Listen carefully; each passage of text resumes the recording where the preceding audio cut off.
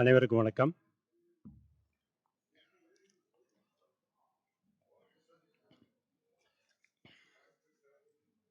அருள்ஞான சபையின் 311வது மாத கூட்டம் தொடங்குகிறது. முதலாவதாக இறை வணக்கம்.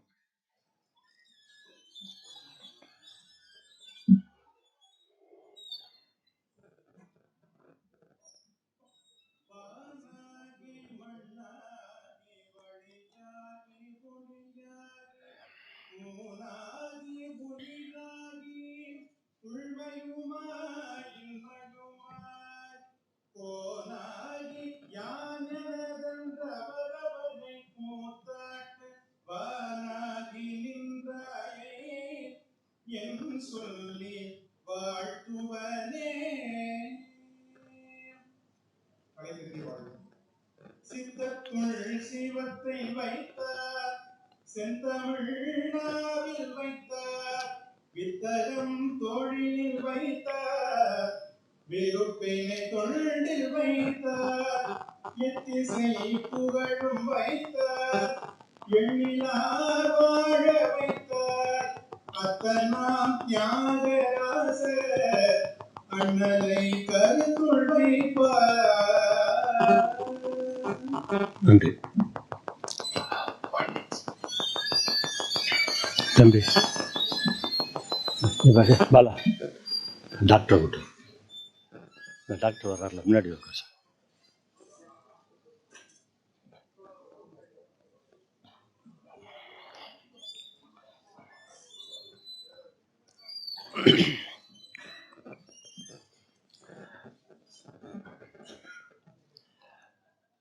சான்றோர் பெருமக்களே, அருள்ஞான சபையின் 311வது மாத கூட்டத்திற்கு வருகின்றிருக்கக்கூடிய உங்கள் அனைவரையும் வரவேற்பதிலே மிகுந்த மகிழ்ச்சி அடைகிறேன். இந்த அருள்ஞான சபை இந்த நூற்றாண்டின் தொடக்கத்தில் 2001ஆம் ஆண்டு எங்கள் கல்லூரியினுடைய தலைவர் டாக்டர் திருமதி ராதா தியாகராஜன் அவர்களால் தொடங்க பெற்றது. முதலில் திருநகரிலே உள்ள ஒரு பள்ளியில், இந்திரா காந்தி நினைவு மேல்நிலை பள்ளியில் இந்த அருள்ஞான சபை கூட்டங்கள் நடைபெற்றன. அதன் பின்னர் எங்கள் தியாகராசர் பொறியியற் கல்லூரி வளாகத்தில் இந்த கூட்டங்கள் நடைபெற்றன. அதன் பின்னர் இந்த பகுதியிலே இருக்கக்கூடியவர்கள் அவர்கள் வேண்டுகோள் வைத்த காரணத்தினாலே இந்த அருள்ஞான சபை கூட்டங்களை தியாகராசர் கலைக்கல்லூரி வளாகத்தில் நாங்கள் இதை மாற்றி இங்கே நடத்தி வருகிறோம். ஏறக்குறைய 2020ஆம் ஆண்டு முதல் இந்த வளாகத்தில் இந்த அருள்ஞான சபை கூட்டங்கள் நடைபெற்று வருகின்றன. பெருந்தொற்று காலத்திலும் கூட எந்த விதமான இடையறவும் படாமல் இணைய வழியில அருள்ஞான சபை கூட்டங்கள் எல்லாம் நடைபெற்றன. இன்று வரை இந்த கூட்டங்கள் மிகச்சிறப்பாக நடைபெறுவதற்கு முழுமுதல் காரணமாக இருக்கக்கூடிய எங்கள் தியாகராசர் நிறுவனங்களுடைய மேலாண்மையினர் அவர்களை மிகுந்த மகிழ்வோடு அன்போடு நினைந்து அவர்களுடைய ஆதரவினாலே இந்த அருள்ஞான சபை கூட்டங்கள் எல்லாம் நடைபெறுகின்றன என்பதை பதிவு செய்வதிலே மகிழ்ச்சி அடைகிறேன். அதிலும் எங்கள் கலையண்ணையார் அவர்களுடைய நிறைவுக்கு பின்னர் கருமுத்து கண்ணனையா அவர்கள் இதை பொன்னே போல் காத்து வளர்த்து வந்தார்கள்.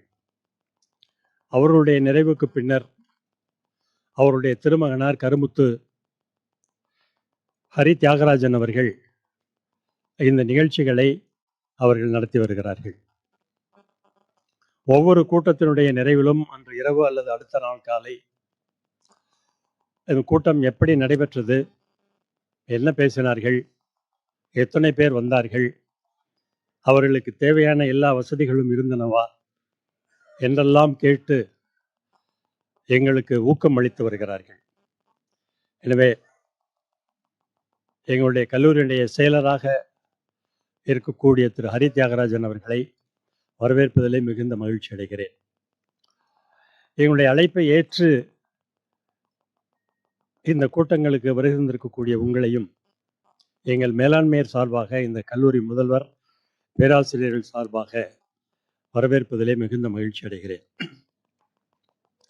இந்த மாதம் சிறப்பு பேச்சாளருடைய பேச்சுக்கு முன்னர் ஒரு 5 நிமிடங்கள் ஒருவரை பற்றி நாம் கண்டிப்பாக நினைத்தே ஆக வேண்டும்.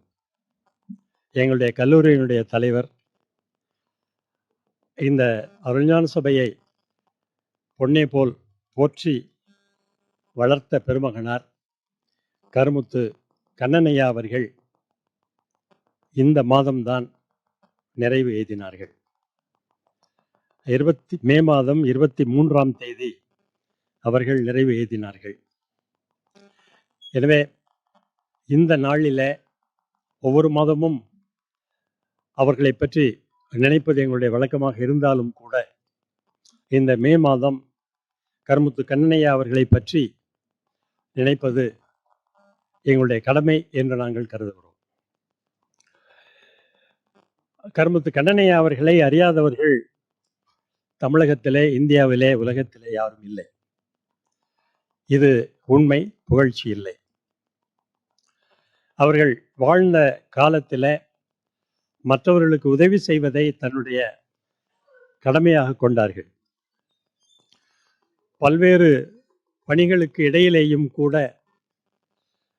பொதுமக்களுக்காக நாம் ஏதாவது செய்ய வேண்டும் என்ற அந்த எண்ணம் உடையவர்களாக அவர்கள் இருந்தார்கள். அவருடைய பெயர் கண்ணன் என்று இருந்தாலும் கூட வைணவ சமயத்தில் மட்டும் அல்லாமல் சைவ சமயத்திலும் எல்லா சமயங்களிலும் அவர்கள் முழுமையாக ஈடுபாடு கொண்டவர்களாக இருந்தார்கள். இங்கே வருகின்றிருக்கக்கூடிய எங்களுடைய மருத்துவர் ஐயா திரு தியாகராஜன் ஐயா அவர்களுக்கு தெரியும், எங்களுடைய கண்ணனையா அவருடைய இயற்பெயர், முதல் பெயர் கண்ணப்பன் என்பதுதான். கண்ணப்பன் என்ற சைவ பெயரும் கண்ணன் என்ற வைணவ பெயரும் அவருக்கு இருந்த காரணத்தினாலே எல்லா சமயங்களையும் தன்னுடைய சமயமாக நினைத்து அவர்கள் ஆன்மீகத்தை வளர்த்தார்கள். மதுரை மீனாட்சி அம்மன் திருக்கோவிலுடைய தக்காராக பல ஆண்டுகள் அவர்கள் சேவை செய்த காரணத்தினாலே அவருடைய காலத்தில் திருக்கோவில் பெற்ற அந்த வளர்ச்சி என்பது இப்பொழுதும் எல்லோராலும் நினைக்கப்படுகிறது.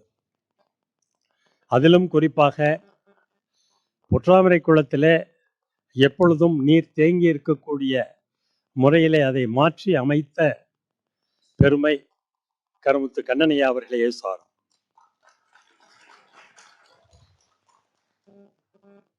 இரண்டாயிரத்தி 2009 நடைபெற்ற அந்த குடமுழுக்கு விழாவிற்காக அவர்கள் எந்த அளவுக்கு முயற்சி செய்தார்கள், எவ்வளவு சிறப்பாக நடத்தினார்கள் என்பதும் இந்த தமிழ் உலகம், ஆன்மீக உலகம் நன்றாக அறியும்.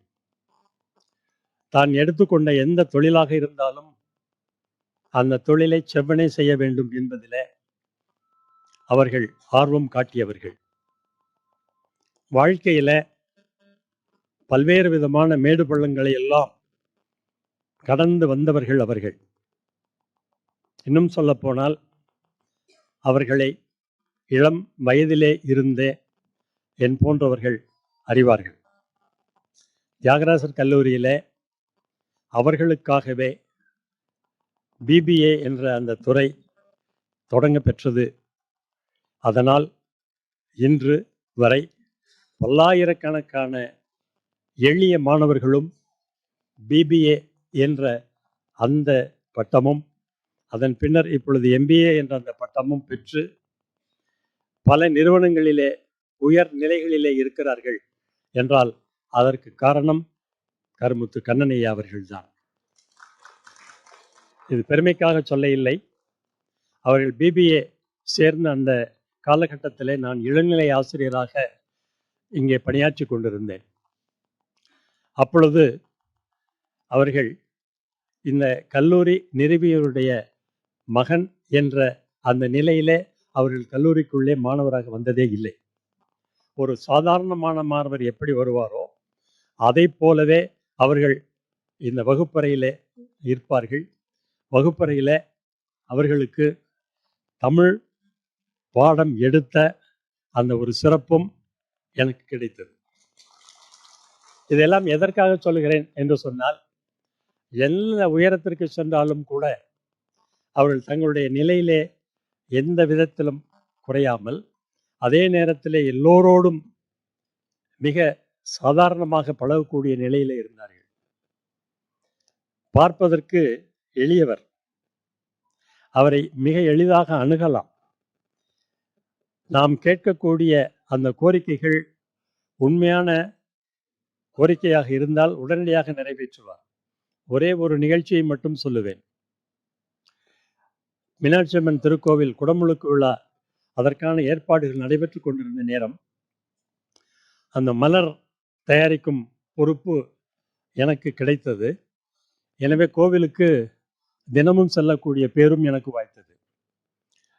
தக்கார் என்ற முறையிலே அவர்கள் வருவார்கள். தினமும் பணிகள் எப்படி நடைபெற்று கொண்டிருக்கின்றன என்று அவர்கள் மேற்பார்வையிடுவார்கள்.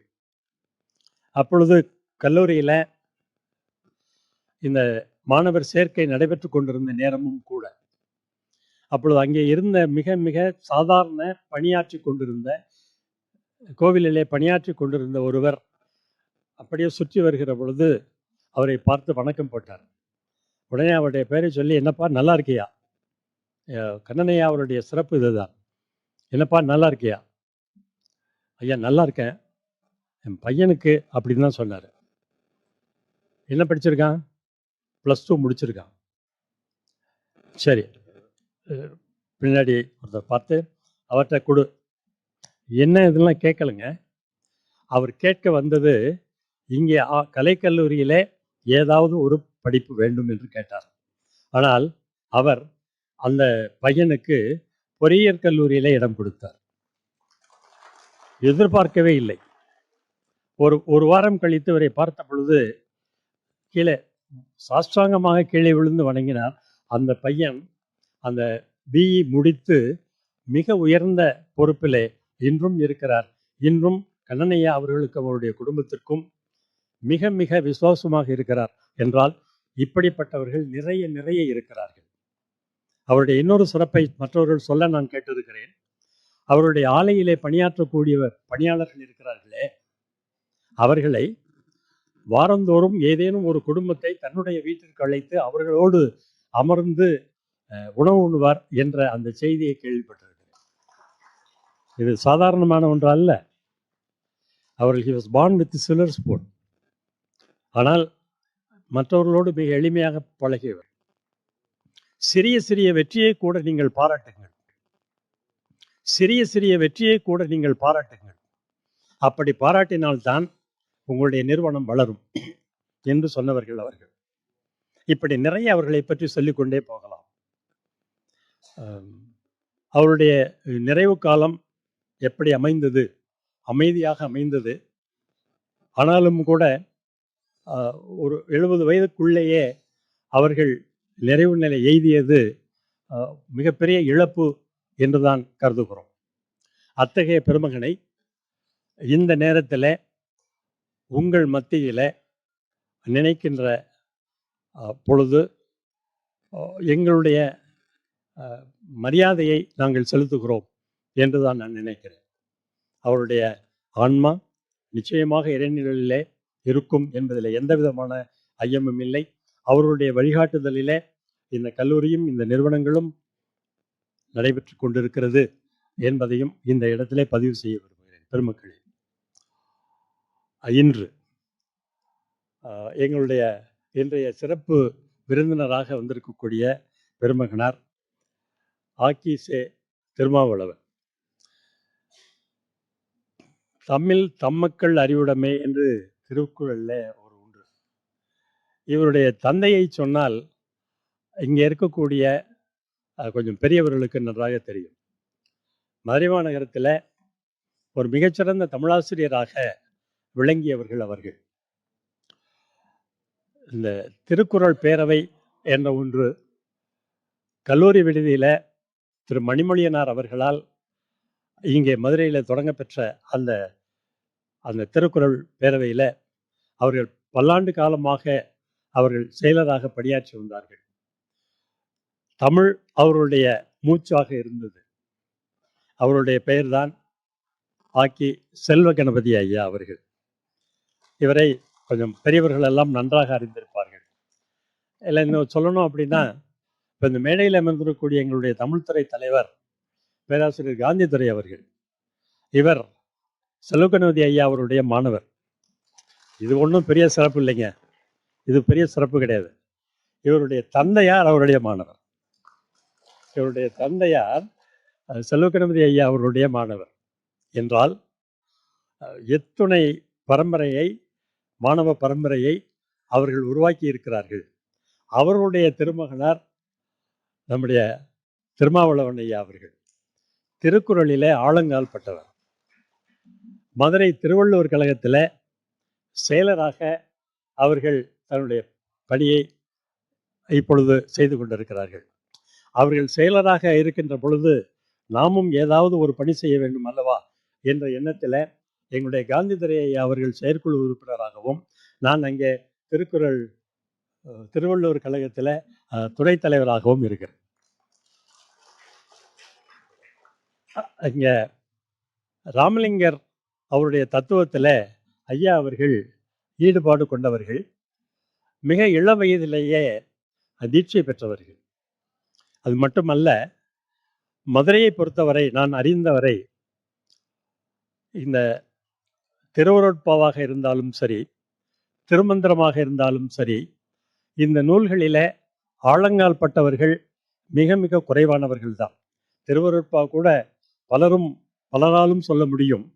ஆனால் திருமந்திரத்தில் அதனுடைய ஆழமான பொருளை சொல்லக்கூடியவர்கள் மிக மிக குறைவு. ஆனால் அதில் மிகச் சிறந்தவராக விளங்குபவர்கள் எங்கள் திருமாவளவன் ஐயா அவர்கள்.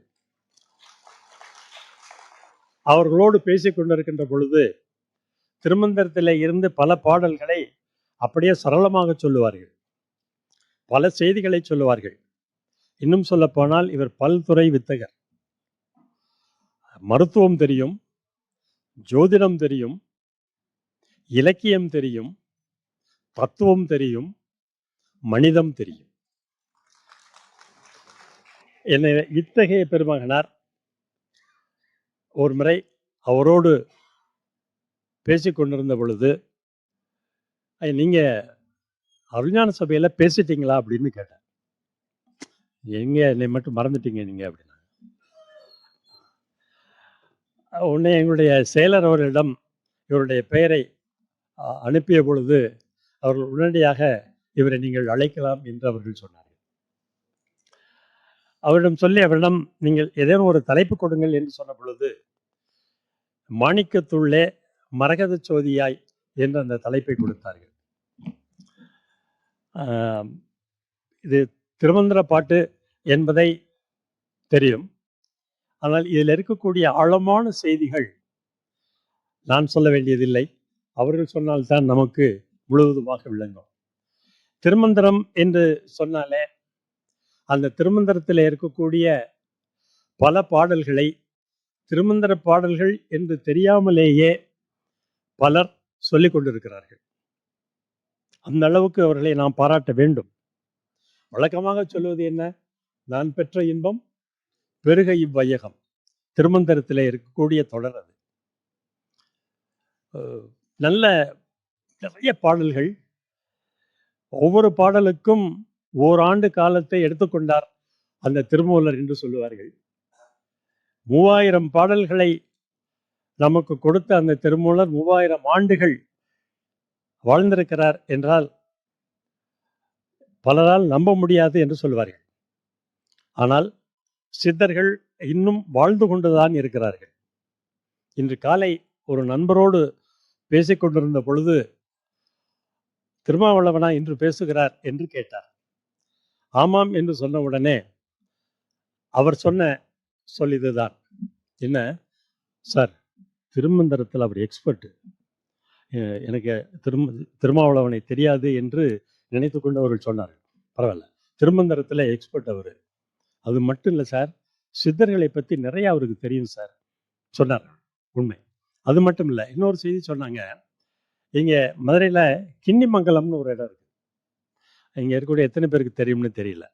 கிண்ணிமங்கலம்னு ஒரு இடம் செக்கானூரிலிருந்து கொஞ்சம் போனால் அங்கே போகும்.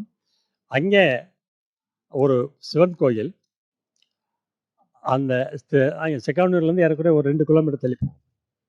அங்கே கோவில், அது கீழே சித்தர்கள் அங்கே இன்னும் வாழ்ந்து கொண்டிருக்கிறார்கள் என்று எல்லோராலும் சொல்லப்படுகிறது, நம்பப்படுகிறது, அனுபவிக்கப்படுகிறது, உண்மை என்று எல்லோரும் சொல்லுகிறார்கள். என்றால் எதற்காக சொல்லுகிறேன்? சித்தர்கள் இன்னும் வாழ்ந்து கொண்டிருக்கிறார்கள். திருமூலர் ராமாயணம் சொல்லப்படுகின்ற பொழுது ஏதோ ஒரு ஓரத்திலே இருந்து அனுமன் கேட்டுக்கொண்டிருப்பான் என்று சொல்லுவார்கள். அதே போலத்தான் திருமந்திரம் எங்காவது சொல்லப்படுகிற பொழுது அந்த ஓரத்தில் ஏதோ ஒரு ஓரத்தில் இருந்து திருமூலர் கேட்டுக்கொண்டிருப்பார். எனவே அந்த திருமூலரை நாம் வரவேற்போம். இங்கே மாணிக்கத்துள்ளே மரகத சோதியாய் என்ற அந்த தலைப்பில் நம்முடைய பேராசிரியர் திருமந்திர சுடர் நிறைய விருதுகள் வாங்கியிருக்கிறாங்க, நேரம் இல்லை. அந்த திருமந்திர சுடர் அவர்கள், ஆக்கிசை திருமாவளவன் அவர்கள் மாணிக்கத்துள்ளே மரகத சோதியாய் என்ற அந்த தலைப்பில் உரையாற்றுவார்கள். அதற்கு முன்னர் அவர்களுக்கு சிறப்பு செய்யுமாறு எங்களுடைய தமிழ்துறை தலைவர் அவர்களை மிக அன்போடு வேண்டிக் கொள்கிறேன். எங்களுடைய அழைப்பை ஏற்று இன்று நிறைய பேர் வந்திருக்கிறார்கள். எல்லோரும் ஒவ்வொருத்தரும் ஏறக்குறைய 100 பேருக்கு சமம், இல்லை 1000 பேருக்கு சமம். நிறைய பட்டிமன்ற பேச்சாளர்கள் வந்திருக்கிறாங்க. எங்களுடைய அண்ணன் சின்னப்பா அவர்கள் வந்திருக்கிறாங்க, அவங்களெல்லாம் வரவேற்கணும். எங்களுடைய பேராசிரியர் மனோகரன் ஐயா அவர்கள் வந்திருக்கிறாங்க. ஒவ்வொரு முறையும் அவர்கள் இங்கே வந்து கொண்டே இருப்பார்கள். அவர்கள் எங்களுடைய மருத்துவர் ஐயா அவர்கள் வந்திருக்கிறாங்க. நிறைய பேர், ஒவ்வொருத்தரை நான் பேர் சொல்லிக்கிட்டே போகலாம். அந்த அளவுக்கு சான்றோர்கள் வருகின்றிருக்கிறீர்கள். உங்கள் அனைவரையும் எங்களுடைய அறிஞான சபை சார்பாக, தியாகராசர் கல்லூரி சார்பாக, முதல்வர் பேராசிரியர்கள் சார்பாக வரவேற்பதில் மிகுந்த மகிழ்ச்சி அடைகிறேன். இப்பொழுது பேராசிரியர் திருமாவளவன் அவர்கள் மாணிக்கத்துள்ளே மரகத சோதியாய் என்ற தலைப்பில் உரையாற்றுவார்கள். அவர்கள் உட்கார்ந்தா நின்னா உட்கார் அமர்ந்து பேசுவாங்க.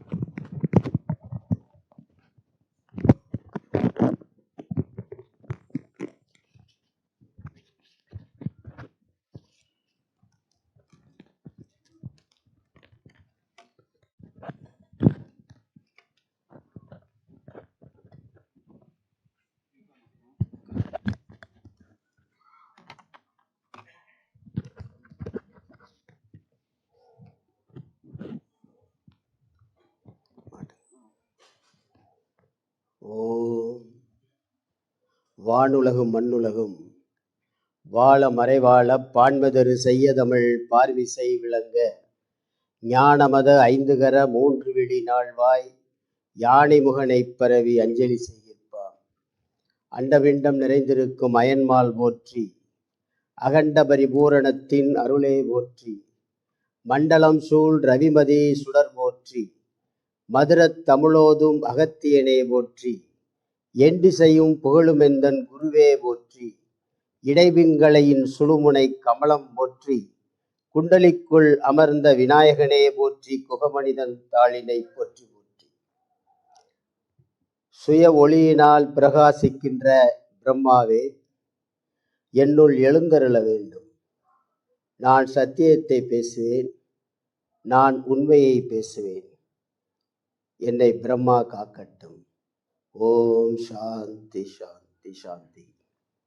அண்ட சராசரங்களுக்கெல்லாம் அதிபதியாக விளங்கக்கூடிய முருகப்பெருமானினுடைய ஒப்பற்ற கருணையினாலே இந்த அருள்ஞான சபை கிட்டத்தட்ட 26 ஆண்டுகள் முடிய இருக்கிறது. தொடர்ந்து மிகவும் சிறப்பாக நடத்தி வருகிறார்கள். அந்த நடத்தி வருகின்ற அத்துணை நிர்வாகத்தாருக்கும் பொறுப்பாளர்களுக்கும் முதற்கண் நன்றி கலந்த வணக்கத்தை தெரிவித்துக் கொள்கிறேன். இந்த கூட்டத்திற்கு வருகை தந்திருக்கிற அத்துணை ஆத்மாக்களையும் வணங்கி மகிழ்கிறேன்.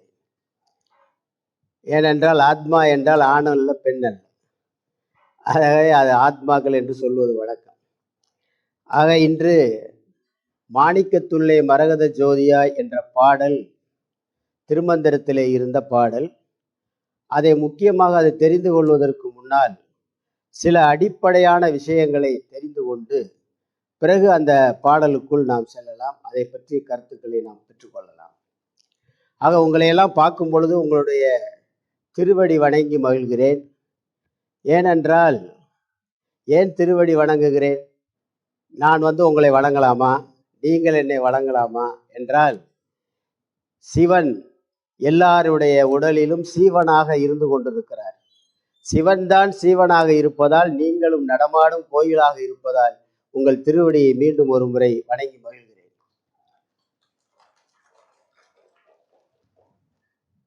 என்னை நன்றாக இறைவன் படைத்தனன், தன்னை நன்றாக தமிழ் செய்யுமாறே என்று திருமூல தெய்வம் பாடுவார். தமிழ் செய்வதற்காக தமிழிலே சிவ ஆகமங்களை 9 தந்திரங்களாக பிரித்து எழுதுவதற்காகவே இறைவன் என்னை அனுப்பியிருக்கிறான் என்று அவர் பெருமைப்பட்டுக் கொள்கிறார். ஏனென்றால் உலகெங்கும் தமிழ் மொழியை நாடி வந்து கொண்டிருக்கிறார்கள். ஏனென்றால் இது தமிழ் மொழியானது ஒரு தெய்வீக மொழி. இந்த தெய்வீக மொழியிலே தான் 12 திருமுறைகள் இருக்கின்றன. இறைவனுடைய ரகசியத்தை, இறைவன் எப்படி இருக்கிறான் என்கிற விஷயத்தை திருமந்திரத்தை தவிர வேறு எந்த நூலிலும் நீங்கள் காண முடியாது. நாம் பெற்ற பெருமை இது.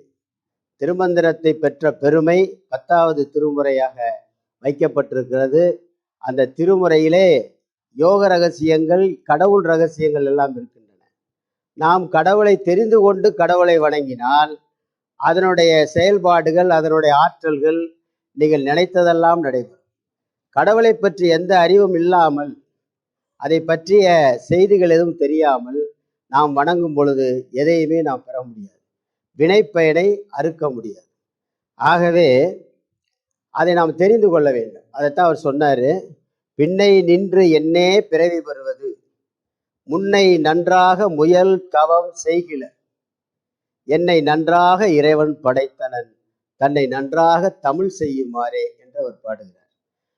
பின்னை நின்று என்னே பிறவி பெறுவது, முன்னை முயன்று நன்றாக முயல் தவம் செய்கில. போன பிறவியில தவம் செய்திருந்தால்தான் இந்த பிறவியிலே நீங்கள் செல்வந்தனாகவும் ஆரோக்கியம் உள்ளவனாகவும் பிறக்க முடியும். போன பிறவில் தவம் செய்யவில்லை என்றால் பொருளாதார சிரமத்திற்கு உள்ளாவீர்கள், உடலும் ஆரோக்கியமற்ற நிலையில் இருக்கும். இதை வள்ளுவர் சொல்லுகிறார்.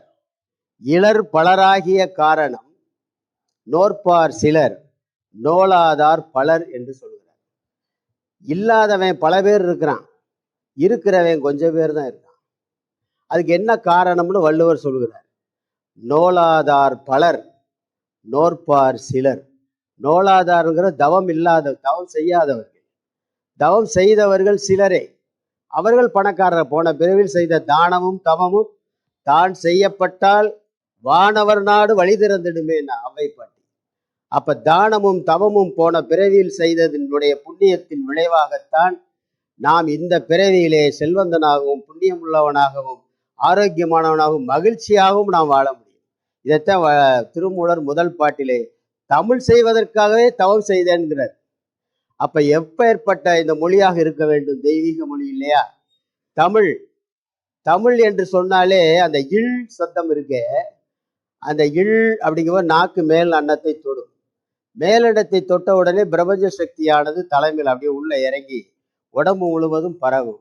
அப்ப தமிழ் தமிழ் தமிழ்னு சொல்லும் பொழுது நீங்க அமிழ்து அமிழ்து என்று வரும் மட்டுமல்ல, ஆனால் அமிழ்தமும் உள்ளே சுரக்கும் என்பதை மறந்து விடக்கூடாது. அப்ப இல் என்று சொல்லி, இல் என்று எல்லாரும் சொல்லி பார்த்து கொள்ளுங்கள்.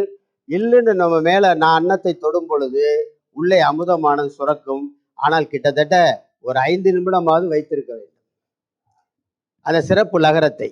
அது அந்த நாக்குடைய நுனியை விசிறணும். நாக்கின் நுனியை விசுவதற்கு சிவ சிவ சிவ சிவ என்கிற தீவினையாளர்ங்கிற மாதிரி சிவ சிவன்னு சொல்லுப்பா, நாக்கு நுனி ஆடும். அல்லது காயத்ரி ஜபம் சொல்லு, ஓம் புருஷம் தஸ்ஸ விதுரேண்யம் வர்கோ தேவசிதீமகி தியோயோன பிரசோதயாத். வாயை மூடிக்கிட்டே சொல்லு, நாக்கு கிடுகிடுகிடுன்னு ஆடும். நாக்கு கிடுகிடுன்னு ஆடுச்சுன்னா நாவினின் நுனியிலே இறைவன் இருக்கிறார். எல்லாருடைய நாவினின் நுனியிலே இறைவன் இருக்கிறார். அதை ஒரு பாடல்ல சொல்கிறார், நாவினின் நுனியை நடுவே விசிறிடில் சீவனும் அங்கே சிவனின் உறைவிடும். சீவனும் அங்கே சிவனின் உறைவிடம். மூவரும் 33 தோன்றுவர் சாவதும் இல்லை சதகோடி உணேனர். அவர் வாழும்போது 100 கோடி மக்கள் இருந்திருக்கிறார்கள்.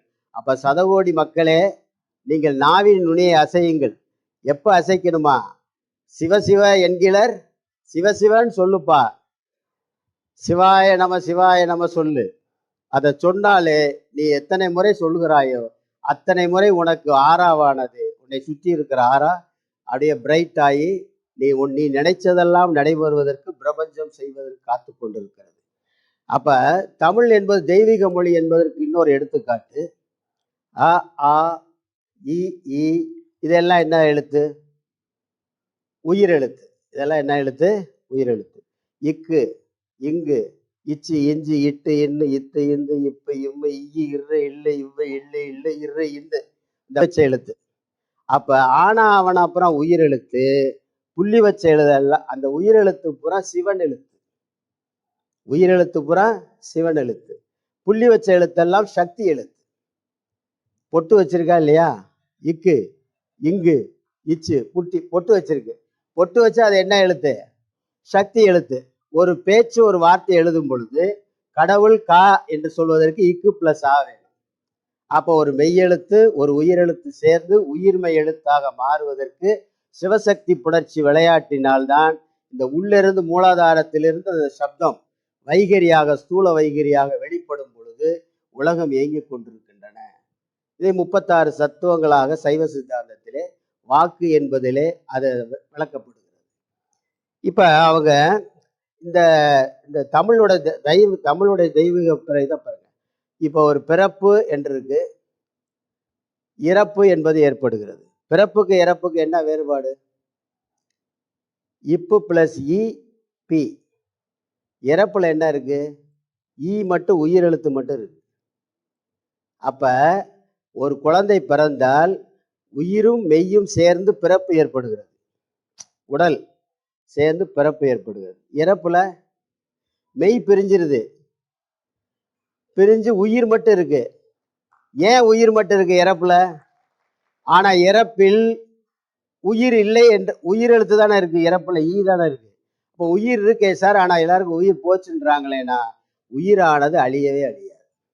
ஆன்மா அழிவதில்லை, உயிரானது அழிவதில்லை. ஆகவே அது என்றும் இருப்பதால் அது இறப்பு. தமிழ் பாருங்க, பிறப்பு இறப்பு சேர்த்து சொல்லுங்க. பிறப்பிறப்பு பிறப்பிறப்புனா 2 பிறப்பு சேர்த்தாலே ஒரு இறப்பு ஊடால வந்துடும். அதாவது தமிழ் மொழியில் இருக்கக்கூடிய ஒரு, அதாவது தமிழ் மொழியை நம்ம அது திருமந்திர மாதிரி நூல்களை எல்லாம் திரும்ப திரும்ப சொல்வதற்கு பாடுவதற்கு திருக்குறள் ஒவ்வொரு வீட்டிலையும் இருக்க வேண்டிய நூல் என்னன்னா திருக்குறள், திருமந்திரம், திருவாசகம், திருவருட்பா, திருப்புகழ், திருப்பாவை, திருவம்பாவை, திருவாய்மொழி, வேதாத்திரி மகரிஷியோட நூல்கள், அன்னை அவ்வை பிராட்டியருடைய நூல்கள், சித்தர் பாடல்கள் எல்லா வீட்டில் இருக்கணும்.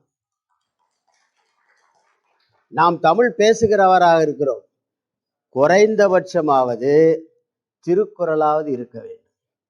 நீ கடவுள் ரகசியத்தை தெரிய வேண்டும் என்றால், உங்கள் வீட்டில் தீய சக்தி பாதிக்கப்படாமல் இருக்க வேண்டும் என்றால் திருமந்திர நூலை வாங்கி வையுங்கள். உங்கள் வீட்டில் எந்த துன்பமும் வராது, இது சத்தியம். ஏனென்றால் திருமந்திர நூலிலே 4ஆம் தந்திரத்திலே எல்லாம் சக்கரங்கள் எழுதப்பட்டிருக்கின்றன.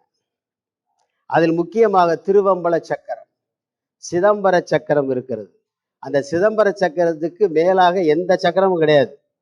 இருக்கிற வழிபாட்டு சக்கரமாக திருவம்பல சக்கரம் இருக்கிறது. படமாகவே எல்லா புக்லேயுமே இருக்கும். ஒரு படம் உள்ள மடிச்சு வச்சிருப்பாங்க. அந்த படம் இருந்தா போதும். இல்லை என்றால் கிரி ட்ரேடர்ஸு, இந்த வாத்தியார் கடைன்னு மீனாட்சி கோயில்கிட்ட சொல்லுவாங்க, அந்த கடையில போய் திருவம்பல சக்கரம் அல்லது சிதம்பர சக்கரம்னு கேளுங்க, அது தருவாங்க. விலைக்கு தகுந்தாப்புல சைஸ் கொஞ்சம் மாறுபடும். அதை வாங்கி வீட்டில் வைத்து தினமும் சிவபூஜை செய்து வந்தால் உங்களுக்கு உங்களுடைய வாரிசில், உங்களுடைய பரம்பரையில் ஒரு ஞானி பிறப்பான். உங்களுடைய பரம்பரையில ஒரு ஞானி பிறப்பான். அதாவது நூல்களை ரெண்டாக பிரிக்கலாம். காலம் கடந்து நிற்கிற நூல்கள், காலத்துக்கு கட்டுப்பட்ட நூல்கள். நம்ம பன்னிரு திருமுறை எல்லாம் காலம் கடந்து நிற்கின்றன.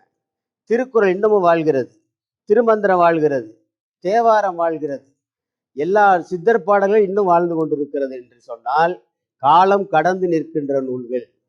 The books for ever. ஆனால் நம்ம அறிவுக்குட்பட்டு எழுதுகிற நூல் எல்லாம் காலத்திலே முடிந்துவிடும். சிறிது காலத்து வரைக்கும் தான் இருக்கும், அதோட அது முடிந்து விடும். த புக்ஸ் ஃபார் அவர் சில காலங்கள் மட்டுமே இருக்கும். நம்ம அறிவை கொண்டு எழுதுனா. இறையருளால் எழுதப்பட்ட நூல் எல்லாம் காலம் கடந்து நிற்கும். ஆகவே இறையருளால் எழுதப்பட்ட நூல்கள் தான் இன்றும் அது வாழ்ந்து கொண்டிருக்கிறது. நம்ம அறிவை கொண்டு எழுதுகிற நூல் எல்லாம் கொஞ்ச காலத்துல நம்ம முடிச்சுட்டு இருக்கும் போது வேணா இருக்கலாம், அதுக்கப்புறம் நம்மளுக்கு பிறகு அந்த நூலை திருப்பி புதுப்பிக்க கூட மாட்டார்கள். அது அதோடு அழிந்து. அப்ப மிக பழமையான நாயன்மார்களில் திருமூலரும் ஒருவர். காரைக்கால் அம்மையார், சண்டேசர், கண்ணப்ப நாயனார், கோச்சங்கர் சோழ நாயனார்ல மிக பழமையான நாயன்மார்கள். காரைக்கால் அந்த வழியிலே திருமூல தேவநாயனாரையும் 63 நாயன்மார்களில் ஒருவராக இன்றும் போற்றப்பட்டு கொண்டிருக்கிறார்கள்.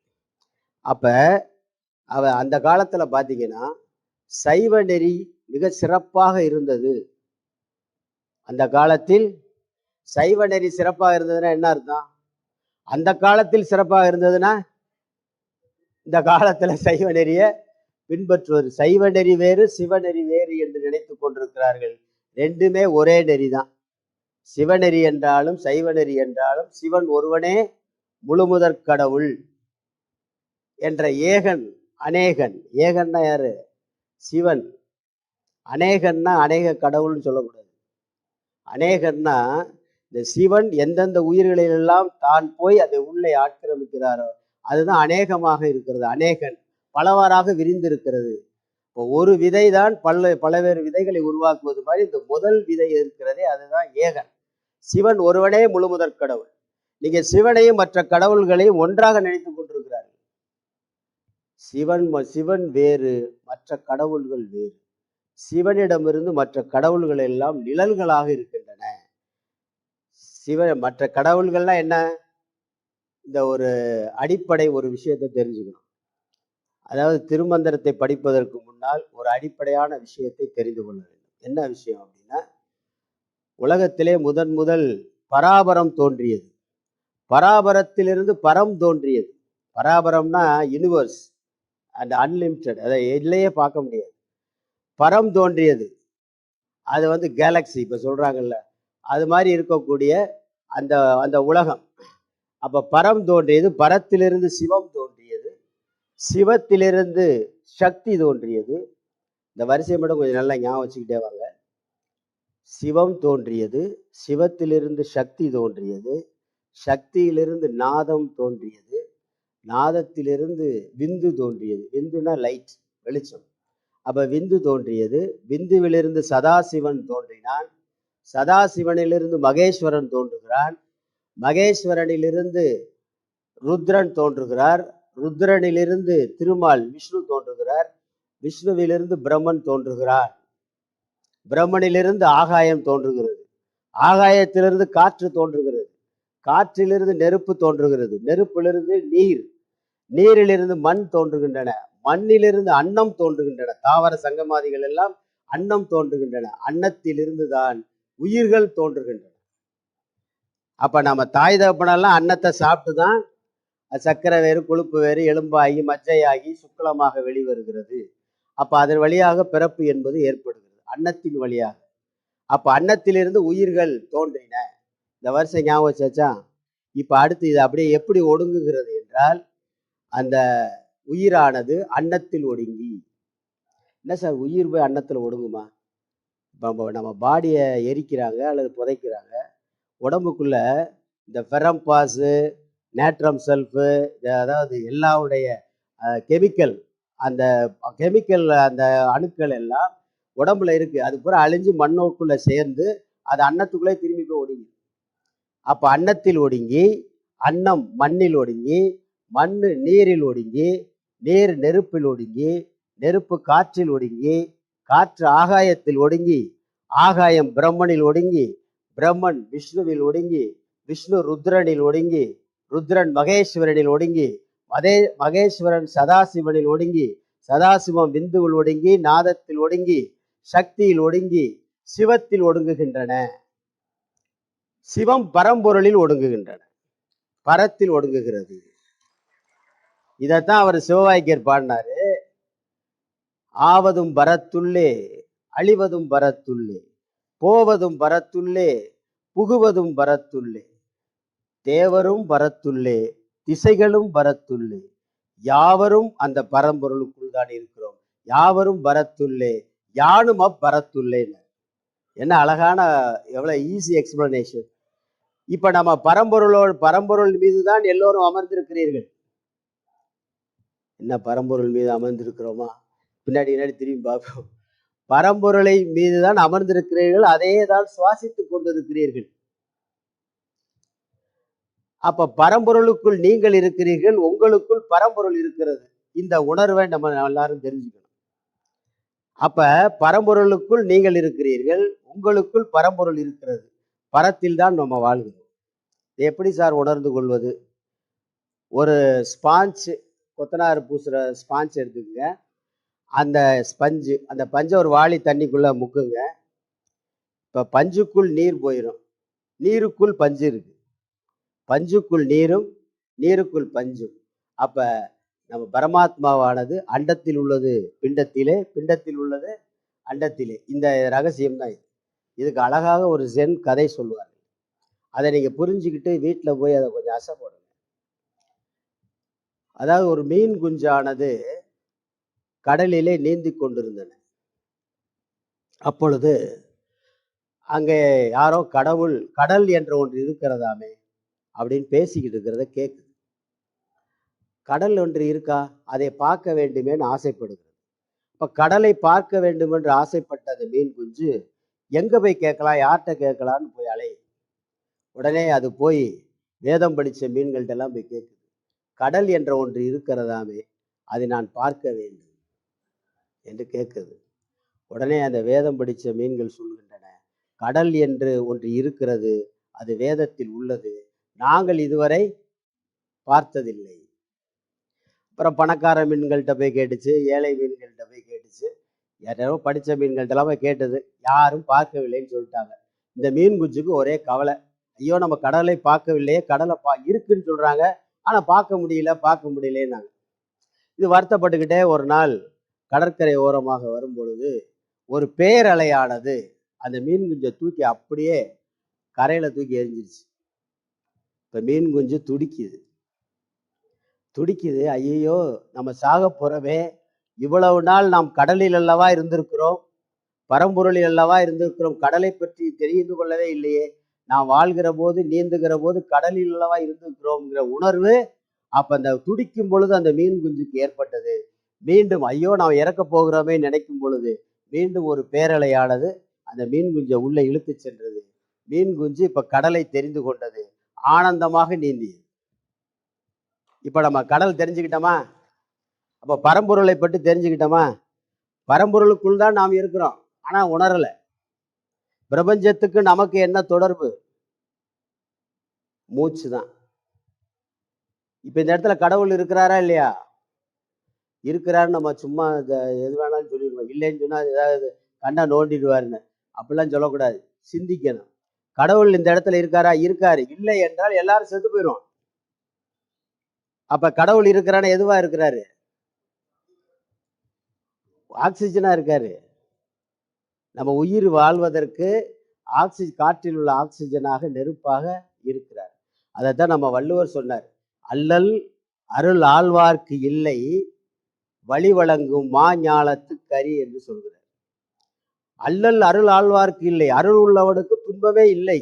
அது எது எடுத்துக்காட்டு என்றால், இந்த பூமியிலே ஞாலத்துக்கு பூமி இயங்கி கொண்டிருக்கிறதை நீங்கள் எல்லாம் உயிரோடு வாழ்ந்து கொண்டிருக்கிறீர்களே, இதுவே சாட்சின்றார். இந்த சாட்சி எதை சொல்றார்? மரத்தின் மூலமாக ஆக்சிஜன் கிடைக்கிறது, கடல் நீர் மூலமாக நம்ம ஆக்சிஜன் கிடைக்கிறது. நம்ம அந்த ஆக்சிஜனை பத்தி எந்த கவலையும் இல்லை. மூச்சு திணறல் வரும்போது தான் ஆக்சிஜனை பத்தி, மீன் குஞ்சு துடிக்கும் போதுதான் தெரியும் பரம்பொருளுக்கு அல்லவா இருக்கிறோம் என்பது நாம் தெரிந்து கொள்வோம். அப்ப இந்த சிவன் இப்ப ஓரளவுக்கு கொஞ்சம் நெருங்கிட்டோம். இப்ப அடிப்படையான விஷயத்தை பார்த்துட்டோம், ஓரளவுக்கு நெருங்கிட்டோம். நாம் படிக்கிற கல்வி தூய அறிவுமயமாக இருக்கிற இறைவனை, வாளறிவனை நாம் சொல்லித்தராத கற்றுத்தராத கல்வி பயனில்லை. அப்ப கல்வி எதை தர வேண்டும்? அறிவை தர வேண்டும். கல்வியின் பயன் அறிவை பெறுதல், அறிவின் பயன் ஒழுக்கத்தை பேணுதல். பெரிய பேராசிரியர் என்று சொல்வார்கள், நல்லா படிச்சிருக்கிறாரு, அப்ப அறிவு இருக்கிறது, ஆனால் ஒழுக்கம் இல்லை என்றால் வாழ்க்கை மதிப்பில்லாமல் போய்விடும். இப்ப ஒழுக்கத்தோடு இருக்கிறார், அப்ப ஒழுக்கத்தின் பயன் எல்லாரிடத்திலும் அன்பு செய்யும். அன்பின் பயன் அறம் பெருகுதல். அன்பின் பயன் என்ன? அறம் பெருகுதல். அதைத்தான் வள்ளுவர் சொன்னார், அன்பும் மரணும் உடைத்தாயின் இல்வாழ்க்கை பண்பும் பயனும் அது. அன்பு அரண், அன்பும் அரணும், கீழே பண்பு பயன், அதுக்கு நேருக்கு நேரம் இருக்கும். அப்ப இல்லறத்தானுடைய பண்பு என்ன? இல்லறத்தானுடைய பண்பு அன்பு செய்தல். பயன் என்ன? அறம் பெருகுதல். அதைத்தான் எந்த உலகத்தில் எந்த ஒரு பொருளை எடுத்துக்கொண்டாலும் பண்பு என்ற ஒன்றும் பயன் என்ற ஒன்றும் உண்டு. பாலின் பண்பு என்ன? வெள்ளை நிறம். பயன் என்ன? உடம்பை வளர்த்தல். கரும்பலகையின் பண்பு என்ன? கருப்பு நிறம். பயன் என்ன? எழுத பயன்படுவது. இல்லறத்தானின் பண்பு என்ன? அன்பு செய்தல். பயன் என்ன? அறம் பெருகுதல். இறைவனின் பண்பு என்ன? பரஞ்சோதி. இறைவனின் பண்பு என்ன? பரஞ்சோதி. பயன் என்ன? பரங்கருணை. கேளில் பரஞ்சோதி கேளில் பரங்கருணை என்று திருவாசகத்தில் இருக்கிறதா இல்லையா? அந்த வார்த்தையை வள்ளலார் எடுத்துக்கொண்டார். அருட்பெருஞ்சோதி அருட்பெரும் ஜோதி தனிப்பெருங்கருணை என்று அவர் பாடினார். அதாவது கடவுளை போட்டு குழப்பிக்கிறாரா? அருட்பெருஞ்சோதி தான் கடவுள் என்று முதலாக உலகுக்கு பறைசாற்றியவர் வள்ளல் பெருமான் மட்டும்தான். வள்ளலார் மட்டுமே அருட்பெருஞ்சோதி சொல்லிட்டாரு. இல்லைன்னா போட்டு குழப்பிட்டு இருப்பான். கடவுள் எப்படி இருக்கிறார்? அருவமா இருக்காரா, உருவமா இருக்காரா, அருவருவமா இருக்காரா, அதெல்லாம் போட்டு குழப்பிடுவோம். அதனால அவர் கடவுள் என்பதை, அருட்பெருஞ்சோதி தான் கடவுள் என்பதை அதை புரிந்து கொள்ள வேண்டும் ஒவ்வொருவரும். அதனாலதான் வீட்டில் விளக்கேற்றுவது, ஜோதியை வணங்குவது எல்லாமே செய்து கொண்டால், அதாவது மாலை நேரத்துல, இந்த மாதிரி நேரத்துல, பகலிலிருந்து இரவு வருகின்ற நேரம், அந்த நேரத்துல ததாஸ்து தேவதைகள்னு ஒன்று சுத்திக்கிட்டு இருக்கு. அந்த தேவதை என்ன பண்ணும்னா, நீங்க அந்த சமயத்துல ஏதாவது நெகட்டிவ் வார்த்தைகள், நெகட்டிவ் நாசமா போன வைக்கணும் ஏதாவது பேசிக்கிட்டு இருந்தீங்கன்னா அது அப்படியே ஆகட்டும் சொல்லிடும். ததாஸ்து ததாஸ்துன்னு சொல்லிட்டு போயிடும். அதனால இந்த மாலை நேரத்துல வீட்டுல விளக்கு பொருதி இறைவனை போற்றிகள், எதையாவது ஒரு போற்றி, ஏதாவது ஒரு சிவமந்திரத்தை, ஒரு எதையாவது ஒன்று சொல்லி நீ பாசிட்டிவாக எல்லாவற்றையுமே இருக்கணும். போற்றிகள் பாடினாலே, தேவாரம் திருவாசம் பாடினாலே எல்லாமே பாசிட்டிவாக உள்ளதுதான். சரி, இப்ப நம்ம இது பார்த்தோம். அதாவது படித்த கல்வி அறிவை பெற வேண்டும். அறிவின் பயன் ஒழுக்கத்தை பேணுதல். ஒழுக்கத்தின் பயன் எல்லா உயிரிடத்தும் அன்பு செய்தல். அன்பின் பயன் அறம் பெருகுதல்.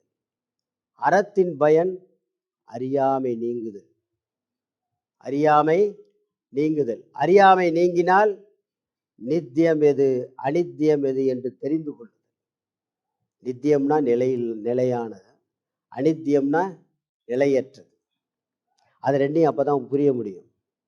அப்ப அறத்தோடு வாழ்ந்தால்தான் அவனுக்கு நித்தியம் எது அனித்தியம் எது தெரியும். பட்டினத்தார் அதான் பாடினாரு, தனித்திருக்கேன் என்குதே தனைமறக்கேன் என்குதே அனித்தியத்தை நித்தியம் என்று ஆதரவா என்னதே. பட்டினத்தார் போய் தனியா உட்காண்டாரு தவத்துல. உட்கார்ந்தவரு தனித்திருக்கேன் என்குதே, தனியா இருக்கடான்னு சொல்லுதே மனசு.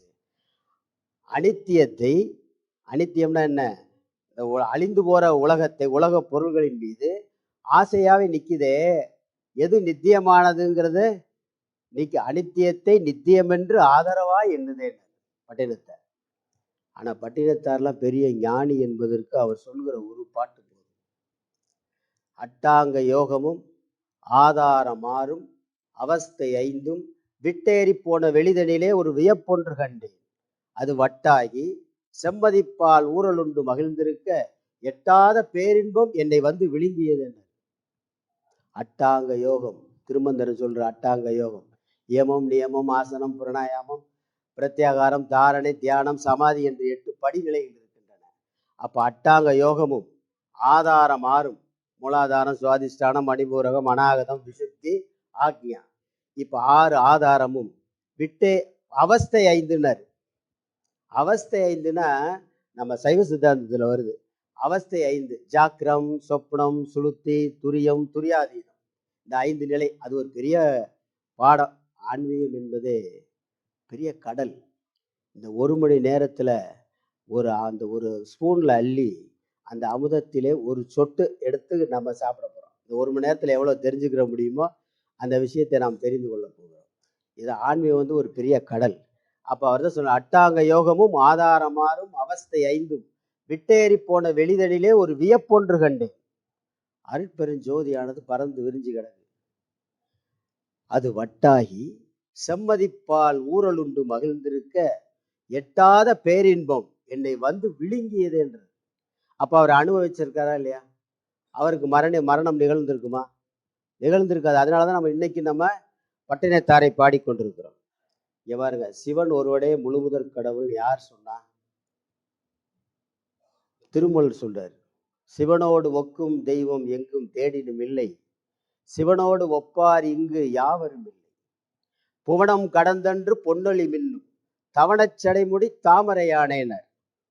அது பாருங்க, பொன்னொழி. சிவன் எப்படி இருக்கானா, புவனம் கடந்து பொன்னொழியாக மின்னிக் கொண்டிருக்கிறான். ஆனா நம்ம அறிவை கொண்டு, இந்த ஊன அறிவை கொண்டு நாம் அதை புரிந்து கொள்ளாமல் இருக்கிறோம். காரணம், குரு குரு இல்லை. இந்த குரு இல்லாததுனால நாம் அதை இறைநிலையை நாம் உணர்ந்து கொள்ள முடியவில்லை. அப்ப குரு கட்டாயமாக தேவை. ஐயப்படாது அகத்தது உணர்வானை தெய்வத்தோடு ஒப்ப குழல், வள்ளுவர் சொல்றாரா இல்லையா? குறிப்பறிதல். ஐயப்படாது அகத்தது உணர்வானை தெய்வத்தோடு ஒப்ப குழல். இங்க பாருங்க, நம்மளுக்கு எத்தனை அறிவு இருக்கு? 6 அறிவு. அப்ப 7வது அறிவு மலர்ந்து விட்டால் தெய்வமாக மாறலாம், தெய்வ நிலைக்கு உயரலாம். 8வது அறிவு மலர்ந்து விட்டால் கடவுள் நிலைக்கு நாம் உயர்ந்து விடலாம். அப்ப 7வது அறிவு என்பது என்ன? 6 ஆதாரம் கடந்து சகசிரரா திறப்பது, அதான் 7வது அறிவு. 8வது அறிவுங்கிறது என்ன? எண்குணத்தான். நம்ம வள்ளுவர் சொல்றாரா இல்லையா? 8 குணங்களை உடையவன். அது முதல் பாட்டுல நம்ம திருமூலர் சொல்ற முதல் பாட்டு. ஒன்றவன் தானே இரண்டவன் இன்னொருள், மூன்றினுள் நின்றனன் நான்கை உணர்ந்தனன், 5ஐ வென்றனன் 6இல் விரிந்தனன், ஏழில் விரிந்தனன் 7உம்பற் சென்றதேன்னு சொல்றாரு. அதாவது 5ஐ வென்றனன் 6இல் விரிந்தனன் 7உம்பற் சென்றனன், தானிருந்து தான் உணர்ந்து எட்டேனன். நானே கடவுள் நிலையை நாம் அடைகிறோம். எப்ப? ஒன்றவன் தானே. அதுக்கு பெரிய விளக்கம் வரும், அது நம்ம நேரம் கருதி அதை நான் விட்டுறேன். அப்புறம் நம்ம இப்ப 8வது அறிவுக்கு உரியது என்ன? பஞ்சபூதமும் தாண்டி சூர்யாக்கினி சந்திராக்கினி அந்த மூலாக்கினி என்ற 3 அக்னியும் சேர்ந்து அட்டமூர்த்தமாக விளங்குவது என்பதை 36 தத்துவங்களையும் தாண்டினால் நாம் முக்தி பெறலாம் என்பது ரொம்ப முக்கியமானது. இப்ப கடவுள் எப்படி இருக்கிறார்? கடவுள் எங்கே இருக்கிறார்? நாம் கடவுளை பார்க்க முடியுமா? திருமந்திரா தான் சொல்லுது, உங்களுக்கு தெரிந்து கொள்வதற்காக சொல்றேன். கடவுள் எங்கே இருக்கிறார் அப்படின்னு கேட்டுச்சு திருமூலர்கிட்ட போய் ஒரு பொண்ணு.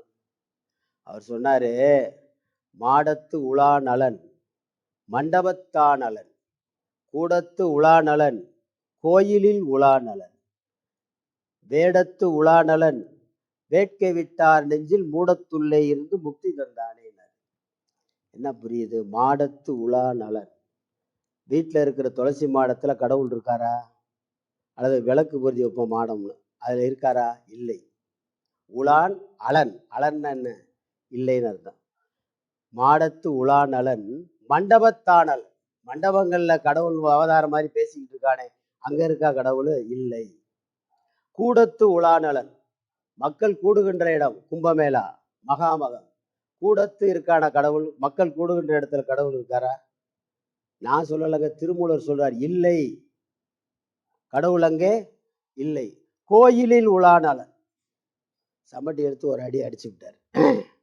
கோயிலில் கடவுள் இல்லைன்றார்.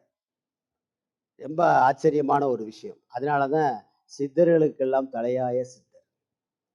இந்த சித்தர்கள் என்ன இந்த விஷயத்தை எப்படி பார்க்கணும்னா, ஒரு ஜெர்மன் விஞ்ஞானி ஹைசன்பர்க் என்கிற ஜெர்மன் விஞ்ஞானி ஒரு பெரிய மைக்ரோஸ்கோப் வச்சு அதுல அணுவை ஆராய்ச்சி செய்கிறார். அப்ப மைக்ரோஸ்கோப்ல பார்க்கிறாரு அணுவை என்ன செய்யுது. அந்த அணுவை பார்க்கறதுக்கான கருவி அது. நான் சும்மா ஒரு மைக்ரோஸ்கோப்னு சொல்றேன். இப்ப அந்த கருவியில பார்க்கும் பொழுது அது பொருளாக தெரிகிறது. உடனே எழுதிக்கிட்டாரு, அணு என்பது பொருளாக தெரிகிறது. அடுத்து அப்ப 2 நாள் கழிச்சு திருப்பி பார்க்கிறாரு அணுவை. எப்படி தெரியுது? அலையாக தெரிகிறது. இந்த வேவ்ஸ் சக்தியாக இருக்கு, அலையாக தெரிகிறது. 2வது பாயிண்ட். 3வது தடவை பார்க்கிறாரு, பொருளாகவும் அலையாகவும் தெரிகிறது. பொருளாகவும் அலையாகவும் தெரிகிறது. 4வது முறை பார்க்கிறாரு, ஒண்ணுமே தெரியல, நத்திங், ஒன்றுமற்ற தன்மை. இந்த 4மே மதங்கள் வெளியிட்டு கொண்டிருக்கிறோம், மதங்களை பின்பற்றி கொண்டிருக்கிறோம். பொருளாக தெரிவது எது? சிலைகளை, உருவங்களை வழிபட்டு கொண்டிருக்கிறோம். அலையாக தெரிவது எது?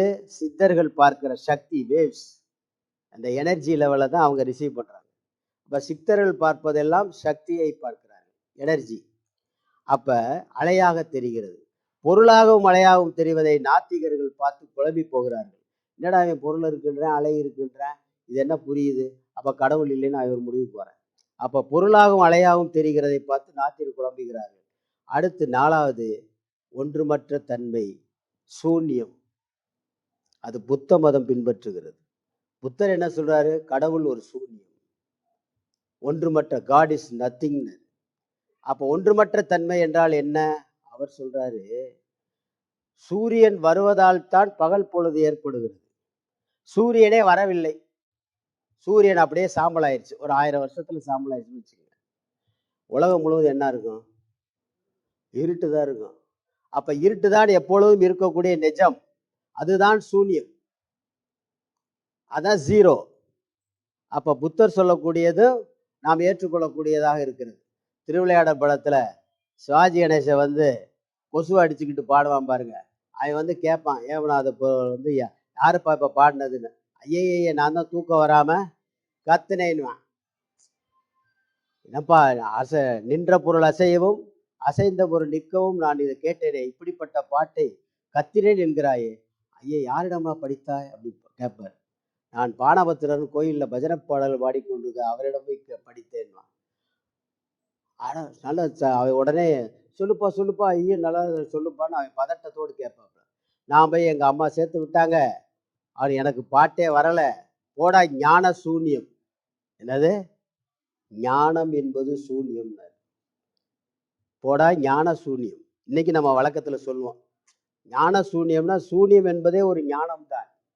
இந்த அருள் ஞான சபை என்பதே உலகப்பற்று இருக்கும் வரை, உலக நாட்டம் இருக்கும் வரை அருட்கண் விழிப்பிக்காது, அருள் ஞானம் பெறவே முடியாது. உலகப்பற்று இருக்கும் வரை அருள் ஞானம் எப்படி வரும்? ஆக உலகப்பற்றை நாம் விட வேண்டும். அப்ப என்ன செய்யணும்? அப்ப பற்றில்லாத ஒருத்தனை கும்பிடணுமா இல்லையா? பற்றில்லாத ஒருத்தனை இழுத்துக்கணுமா இல்லையா? அப்பதான் வள்ளுவர் சொன்னார், பற்றுக பற்றற்றான் தாளினை பற்றுக. தாளினைன்னு ஒரு வார்த்தையை சேர்த்துக்குங்க. பற்றுக பற்றற்றான் தாளினை பற்றுக. பற்றுக பற்று விடற்கு. உன் பற்றடி விடணும்னா பற்றற்றானுடைய தாளினை பற்றினால் தானே வரும். அவனை போய் பற்றி கொள்ள வேண்டும். அப்போ பற்றற்றான் எப்படி இருக்கிறான் இறைவன், அதான் நம்ம சொல்ல வந்தோம். அதான் மாடத்து உலாநலன், மண்டபத்தாளனன், கூடத்து உலாநலன், கோயிலில் உலாநலன், வேடத்து மேசம் போட்டு எடுத்துறாங்களே, அவங்கள்ட்ட கடவுள் இருக்கா? இல்லை. அப்புறம் எங்கே தான் இருக்குன்னு அந்த பொண்ணு கேட்டது. வேட்கை விட்டார் நெஞ்சில் மூடத்துள்ளே இருந்து முக்தி தந்தான்.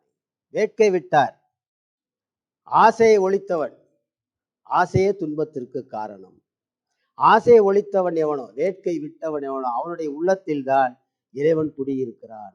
இறைவன் எங்கே என்று கேட்பதற்கு பதில் சொல்கிறார். சரியா தவறா? திருமூலர் பெரிய தெய்வ தெய்வ தெய்வ நிலையிலிருந்து எழுதுகிறார். இறையாற்றலோடு இறையர்களோடு எழுதுகிறார். அதுல வந்து சொல்றாரு இவர். சரி, அப்புறம் அந்த பொண்ணு கேட்டுச்சு, கடவுள் எப்படி இருக்கார்? கடவுள் ஆம்பளையா பொம்பளையா? நம்மளுக்கு வர சந்தேகம் அதுக்கு வருமா இல்லையா? நம்மளுக்கு தான் சந்தேகமா வராது. கூட்டம் இருக்கிற இடத்துல பூரா போய் எடுத்து பொங்கலையும் சுண்டலையும் வாங்கி சாப்பிட்டுட்டு நம்ம பாட்டுக்கு வந்துடுவோம். அப்ப கடவுளை பத்தி கடவுள் என்ன, ஆணா பெண்ணா? அப்ப சொல்றாரு திருமூலர், ஆண் அல்ல, பெண் அல்ல, பேடு அல்ல. பேடுன்னா என்ன? திருநங்கை. ஆண் அல்ல, பெண் அல்ல, பேடல்ல, உள் நின்ற ஜோதியான் ஒருவர்க்கு அரியனா. உள் நின்ற ஜோதி ஒருவர்க்கு அரியனா, கண்ணின்றி காணும் காதின்றி கேட்டிடும் அண்ணல் பெருமையை ஆய்வது மூப்பே. நீ அண்ணலோட பெருமையை, இறைவனுடைய பெருமையை நீயே ஆய்ந்து தெரிந்து கொள். ஆணுமல்ல, பெண்ணுமல்ல, பேடு அல்ல, உள்ளின்ற ஜோதி. நான் பார்க்குற ஜோதியை நீங்க பார்க்க முடியுமா? நான் கண்ண மூடி ஒரு அற்பெரும் ஜோதியை பார்க்குறேன், நீங்க பார்க்க முடியுமா? முடியாது. அதனாலதான் அது இந்த தெளிவு நம்மளுக்கு பெறணும். தெளிவு வந்துருச்சுன்னா நம்ம எவ்வளவு செய்யலாம். அப்ப இந்த தெளிவு எப்போ வரணும்னா, எங்கும் திருமேனி, எங்கும் சிவசக்தி, எங்கும் சிதம்பரம், எங்கும் திருநட்டம், எங்கும் சிவமயமாய் இருத்தலால் எங்கெங்கும் தங்கும் சிவனருள் தன் விளையாட்டதே என்று திருக்கூத்து தரிசனத்துல திருமூலர் பாடுகிறார். எங்கும் திருமேனி, இறைவன் திருமேனி. சிவனுக்கு எத்தனை திருமேனி இருக்கு? 3. ஒன்று அருவத் திருமேனி, உருவத் திருமேனி, அருவுருவத் திருமேனி. உண்மையான திருமேனி என்ன சிவனுக்கு? சொரூபத் திருமேனி. சொரூபம் தமிழிலே தன்னிலை தன்னுண்மை என்று சொல்வார்கள். இந்த சொரூப திருமேனியில் அருவமும் கிடையாது, உருவமும் கிடையாது, அருவுருவம் கிடையாது. அதாவது இறைவன் எப்படி இருக்கிறார்? சொரூபமாக, சிவஸ்வரூபமாக எல்லா இடத்திலுமே அவர் காட்சியளித்துக் கொண்டிருக்கிறார். அந்த திருமேனியில் இருக்கிறார். அப்ப எங்கும் திருமேனி, எங்கும் திருநட்டம். நடராஜ பெருமான் ஆடுகிறார். நடராஜ பெருமானால எத்தனை தொழில் பண்றாரு? 5 தொழில் பண்றார். நடராஜ பெருமான் 5 தொழில் பண்றார். இந்த கையில உடுக்கை, இந்த கையில நெருப்பு, இது அபயகஸ்தம். இப்படி வச்சுக்கிட்டு இடது காலை தூக்கி வச்சிருப்பார், வலது காலை ஊண்டி இடது காலை தூக்கி இருப்பார். அது ஊன்றின காலு தூக்கிய திருவடி, தூக்கிய திருவடி தான் அருளல், ஊன்றிய காலு மறைத்தல். இது இடது காலை தூக்கி இருந்தது சிதம்பரத்துல, மதுரையில மாத்தி தூக்கியிருக்கார். இடது காலை ஊண்டி வலது காலை தூக்கியிருக்கார். ஐயா அவர்கள் திருவிளையாடற் புராணத்துல எழுதி மதுரையில் பெருமை சேர்த்தவர் நம்ம அருணகிரி ஐயா அவர்கள். ஏனென்றால் சொக்கன் அருளை பற்றி யூடியூப்ல பேசியிருக்கிறார். திருவிளையாடற் புராணத்திற்கு உரை எழுதிய நூல் பேராசிரியர் எனக்கு தெரிஞ்சு ஒரு நூலை தான் நான் பார்த்துட்டு எங்கள் வீட்டில் வச்சிருக்கேன். அப்போ என் வீட்டுக்காரி படிக்கிறா, நான் இன்னும் அந்த நூலை படிக்கலை, என் வீட்டுக்காரி எடுத்து படிச்சுட்டு இருக்கேன். அப்போ திருவிளையாடற் புராணம் எழுதிய பெருமகனார்.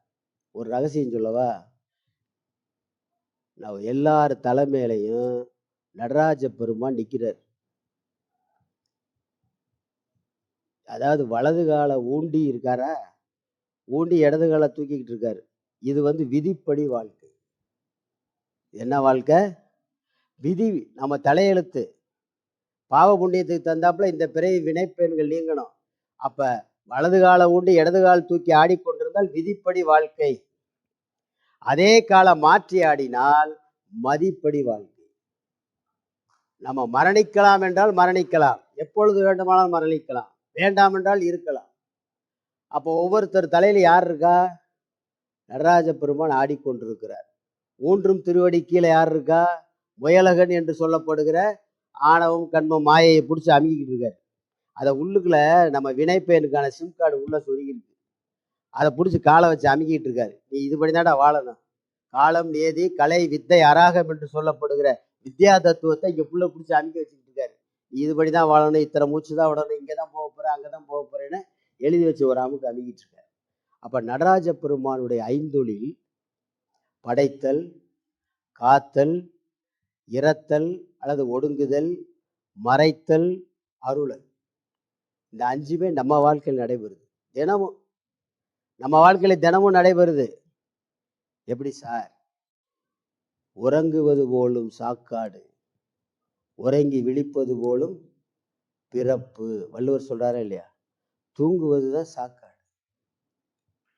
நம்ம தூங்குறவன் நான் பெரிய பணக்காரன், நான் பெரிய படித்தவன், நான் இந்த உயர்ந்த ஜாதியில் உள்ளவன் யாராவது நினைக்கிறோமா? தூங்கும்போது செத்த பிரேதமால கிடக்கும், கையை தூக்குனா டொப்புன்னு கீழே விழுகும். தூங்கும்போது எதுவுமே வராது, எந்த சிந்தனையும் நம்மளுக்கு. ஆண் பெண் கூட சிந்தனை இல்லை. தூங்கும்போது நம்ம ஆணா தெரியாது, பெண்ணா தெரியாது. அப்ப இறந்து போய் தான் கிடக்கிறோம். அந்த இறந்து போய் கிடக்கிறமே தூங்குவதற்கு தூக்கம் ஆரம்பித்ததிலிருந்து மறுநாள் விழிப்பு ஏற்படும் வரை இடையில் மறைத்தல் ஏற்படுகிறது. எங்க இருக்க என்ன நடக்குதுன்னு தெரியாது, மறைத்தல். இறைவன் என்ன செய்யறான்? இவன் இன்னும் கொஞ்ச நாளைக்கு உயிரோடு இருக்கணும்னு காலையங்காத்தால அவனை விழிக்க வச்சு கையை பிடிச்சி தூக்குறாரு. அருளல். இறைவன் என்ன செய்யறாரு? தூங்குறவனை காலையில சத்தம் கேட்டு விழிக்கிற சமயத்துல இன்னைக்கு ஃபுல்லா ஆடணும் அப்படின்னு சொல்லி முடிவெடுத்து அவனை கையை பிடிச்சி தூக்குறாரு. அது அருளல். அருளல். தூங்கி முழிச்ச உடனே என்னது? பிறத்தல். வெளியே போய் சுத்துறான், காத்தல். வெளியே போய் சுத்துறானா, ராத்திரி திருப்பி ஒடுங்குறான். அப்ப பிறத்தல், காத்தல், இரத்தல், மறைத்தல், அருளல். 5 தொழில் நடக்குதா இல்லையா? நம்ம கிட்ட நடக்குதா இல்லையா? அதாவது எனக்கு தெரிந்த அனுபவ அறிவுகளை உங்களோடு பகிர்ந்து கொள்ள ஆசைப்படுகிறேன். நாம் எல்லோரும் நல்லவர்கள் தானேன்னு அடிக்கடி எங்க கூட்டத்தில் கேட்பேன். எல்லோரும் நல்லவர்கள் தானே? ஆமா இல்லையா? ஆமா. அதுக்கே பயமா இருக்கு, நல்லவர்களா சொல்றதுக்கே பயமா இருக்கு. இப்போ ஒரு சாமியார் நம்ம இந்த சபைக்கு வராரு. வாங்க எல்லாரும் வாங்க, ஆளுக்கு ஒரு சாக்லேட் உருண்டை மாதிரி ஒரு குளிகையை உங்ககிட்ட கொடுக்குறாரு. ஒவ்வொருத்தருக்கும் வாயில போட்டுக்குங்க, நீங்கள் 2 மணி நேரத்துக்கு மறைந்து கொள்ளலாம். இந்த குளிகை யாரெல்லாம் சாப்பிட்டாங்களோ மறைஞ்சிடலாம், யாரு கண்ணுக்கு நம்ம படமாட்டோம். நீங்க மறைஞ்சிட்டீங்கன்னா அந்த 2 மணி நேரத்துல என்ன செய்வீங்க? நீங்க நல்லவங்க தானே. நல்லவங்க 2 மணி நேரம் மறைஞ்சிட்டா யாரும் பார்க்க மாட்டாங்கன்னு தெரிஞ்ச உடனே யாருனாலும் பார்க்க முடியாது, போலீஸும் கண்டுபிடிக்க முடியாது. என்ன செய்வோம்? நேர பேங்குக்கு போய் சாக்கு எடுத்துட்டு போய் கட்டுக்கட்டா பணத்தை அள்ளி வச்சுட்டு வரும். அல்லது பெரிய பீமா ஜுவல்ஸ் மாதிரி நகை கடைக்கு போய் அப்படியே நகையை பூரா அள்ளி வச்சுக்கிட்டு வருவோம். அல்லது ஏதாவது ஒரு பெண்மணி மேல் ஆசை இருந்தால் அந்த பெண்மணி இழுத்துக்கிட்டு ஓட பார்ப்போம். அப்ப நீ 2 மணி நேரம் மறைஞ்சிருக்கிறியே, உன் ஆள் மனதில் தூங்கி கொண்டிருப்பது நல்ல சிந்தனையா கெட்ட சிந்தனையா? சாத்தான் உறங்கி கொண்டிருக்கிறான். இடப்பக்கம் சாத்தான் இருக்கிறான், வலப்பக்கம் கடவுள் இருக்கிறார். நீ விரும்பினால் சாத்தான் ஆகலாம், நீ விரும்பினால் கடவுளாகலாம். சரீரம் விரும்பினால் சம்சாரத்தில் பிரவேசிக்கலாம், சரீரம் விரும்பினால் கடவுள் பிரவேசிக்கலாம், இறைவனை தெரிந்து கொள்ளலாம். இப்ப எல்லாமே நம்ம கையில தான் இருக்கு. ஆனா நம்மளுக்கு அதுக்கான அறிவு நம்மளுக்கு போதுமான அறிவு பத்தல, குருநாதர்கள் கிடைக்கவில்லை, சர்க்குருநாதர். இப்ப நம்ம சப்ஜெக்டுக்குள்ள வந்துருவோம். இப்போ ஓரளவு கொஞ்சம் ஐடியா வந்துருச்சா? அப்ப கடவுள் எப்படி இருக்காரு? நாத விந்துவாக இருக்கிறார். உயிர் உயிர் சவுண்ட் அண்ட் லைட்ஸ். கடவுள் எப்படி இருக்காரு? சவுண்ட் அண்ட் லைட்டா இருக்கிறார். உயிருக்கு நாத விந்து, கலை ஆதி நமோ நம. திருப்பூர்ல சொல்றாரா இல்லையா? சிவத்திலிருந்து சக்தி, சக்தியிலிருந்து நாதம், நாதத்திலிருந்து விந்து தோன்றியதுன்னு சொன்னோமா இல்லையா? சரி, அப்ப சவுண்ட் அண்ட் லைட்ஸா இருக்காரு உயிர். அப்ப அந்த உயிரை பார்க்க முடியுமா, பார்க்க முடியாதா? நம்ம உயிரை நம்ம பார்க்க முடியுமா, முடியாதா? முடியும். முடியும் என்பதால் தான் வள்ளுவர் குறள் எழுதுகிறார், தன்னுயிர் தான் அறப்பெற்றானை ஏனைய மண்ணுயிரெல்லாம் தொழும்ன்றார். ஐந்தவித்தான் ஆற்றல் அகல் விசும்புலான் கோமான் இந்திரனே சாளுங்கரி. இந்திரன் சாட்சிடா, ஐம்புலன்களை அவித்தவன். அந்த இந்திரனுக்குரிய அட்டமா சித்துக்கள் எல்லாம் வந்துடும். அது வேற ஒரு சூட்சமான ஒரு கதை இருக்கு, பரிமளழகர் சொல்றார். அது நம்ம இந்த சபையில சொல்லலை, நேரம் கருதி. அப்ப சவுண்ட் அண்ட் லைட்ஸ் அங்க பாருங்க, நாதம் என்பது சூட்சுமமாக காதுக்குள்ளே கேட்பது நாதம். விந்து என்பது கண்ணை மூடி இருக்கும் போது உள்ளே தெரிகின்ற ஒளி, லைட். அது எப்ப சார் தெரியும் அப்படின்னா, நெற்றிக்கண்ணை திறந்து பார்த்தால் தெரியும். 1094வது பாடல் திருமந்திரத்துல இருக்கு, சிதாகாய வித்தை ரகசியம். நீங்க திருமந்திர புத்தகம் இருந்தா எடுத்து வீட்டுல போய் பார்த்து. 1094வது பாடல். அல்லது சண்முகி முத்திரை, எல்லாருக்கும் தெரியுமா இல்லையா? சண்முகி முத்திரை. சண்முகி முத்திரைனா என்ன? ஆள்காட்டி விரலை கண்களின் மேல் வைத்து, கட்டை விரலை காதுக்குள் வைத்து, மூக்கு கீழே நடுவிரல், மோதிர விரல் வாய்க்கு கீழே, அப்படியே நாடி கீழே சுண்டு விரல், இது அப்படியே அப்படி கம்ப்ளீட்டா அமுக்கிட்டு பிரம்மரி தியானம். இதை நீங்க டெய்லி செஞ்சு பாருங்க. டெய்லி ஒரு 5 நிமிஷம் செய்யுங்க. ஒரு 6 மாதத்தில் நீங்களும் அருட்பெருஞ்சோதியை தரிசிக்கலாம். இன்னைக்கு ஒரு ரகசியத்தை சொல்லி, நீங்களும் அருட்பெருஞ்சோதியை தரிசிக்கலாம். இப்ப உபதேசம், மூலன் உரை செய்த 3000 தமிழ், மூலன் உரை செய்த 300 மந்திரம், மூலன் உரை செய்த 30 உபதேசம், மூலன் உரை செய்த 3ம் ஒன்றாமேனர். 3000 பாடல்களும் 300 மந்திரங்களும் 30 உபதேசமும் ஒண்ணு. அப்போ உபதேசம் என்பது முதல் தந்திரத்துல உபதேசம் என்கிற பகுதியில் 30 பாடல்கள் இருக்கின்றன. இப்பதான் நான் தலைப்புக்குள்ள வர்றேன். 30 பாடல்கள் இருக்கின்றன. அந்த 30 பாடலும் நீங்கள் குருநாதரை வைத்து உபதேசம் பெற்றீர்கள் என்றால், 30 பாடல்களை நன்றாக தெரிந்து தெளிந்து கொண்டால் நீங்கள் 3000 பாடல்களை படிப்பதற்கு சமம். 30 பாடல் படிச்சிடலாமா இல்லையா? அப்ப குரு வேணும். குருவுக்கு எங்க சார் போறது? பூரா காரிய குருவா இருக்கான், காசு வாங்குறதுலே இருக்கான். யோகாசனம் சொல்லித்தரேன்னு காசு வாங்குறான். காரிய குரு, காரண குரு. நீங்கள் கடவுளை நோக்கி, ஞானத்தை நோக்கி முதலடி எடுத்து வைத்தால் இறைவன் 10 அடி உங்ககிட்ட வருவார். நீ ஞானத்தை பெற வேண்டும், இறைவனை பார்க்க வேண்டும் என்று தாகத்தோடு நம்பிக்கையோடு முதலடி எடுத்து வைத்தால் இறைவன் 10 அடி உன்னை தேடி வந்து கொண்டே இருக்கிறான். ஆகவே இறைவனை பெற வேண்டும் என்றால் நீ முதலில் தாகம் பெற்றவனாக இருக்கணும். அப்படியே பார்க்கணும், தேடணும். நாடும் நகரமும் நல் திரு கோயிலும் தேடுமின், சிவபெருமான் எங்கே என்று தேடுமின், பாடுமின், சிவபெருமானை போற்றி புகழ்ந்து பாடுமின், பாடி படிந்தபின் கூடிய நெஞ்சத்து கோயிலா கொள்வனேனர். முதல்ல எல்லா இடத்துக்கும் போ, பாரு, கும்பிடு, எல்லாம் செய்யும்.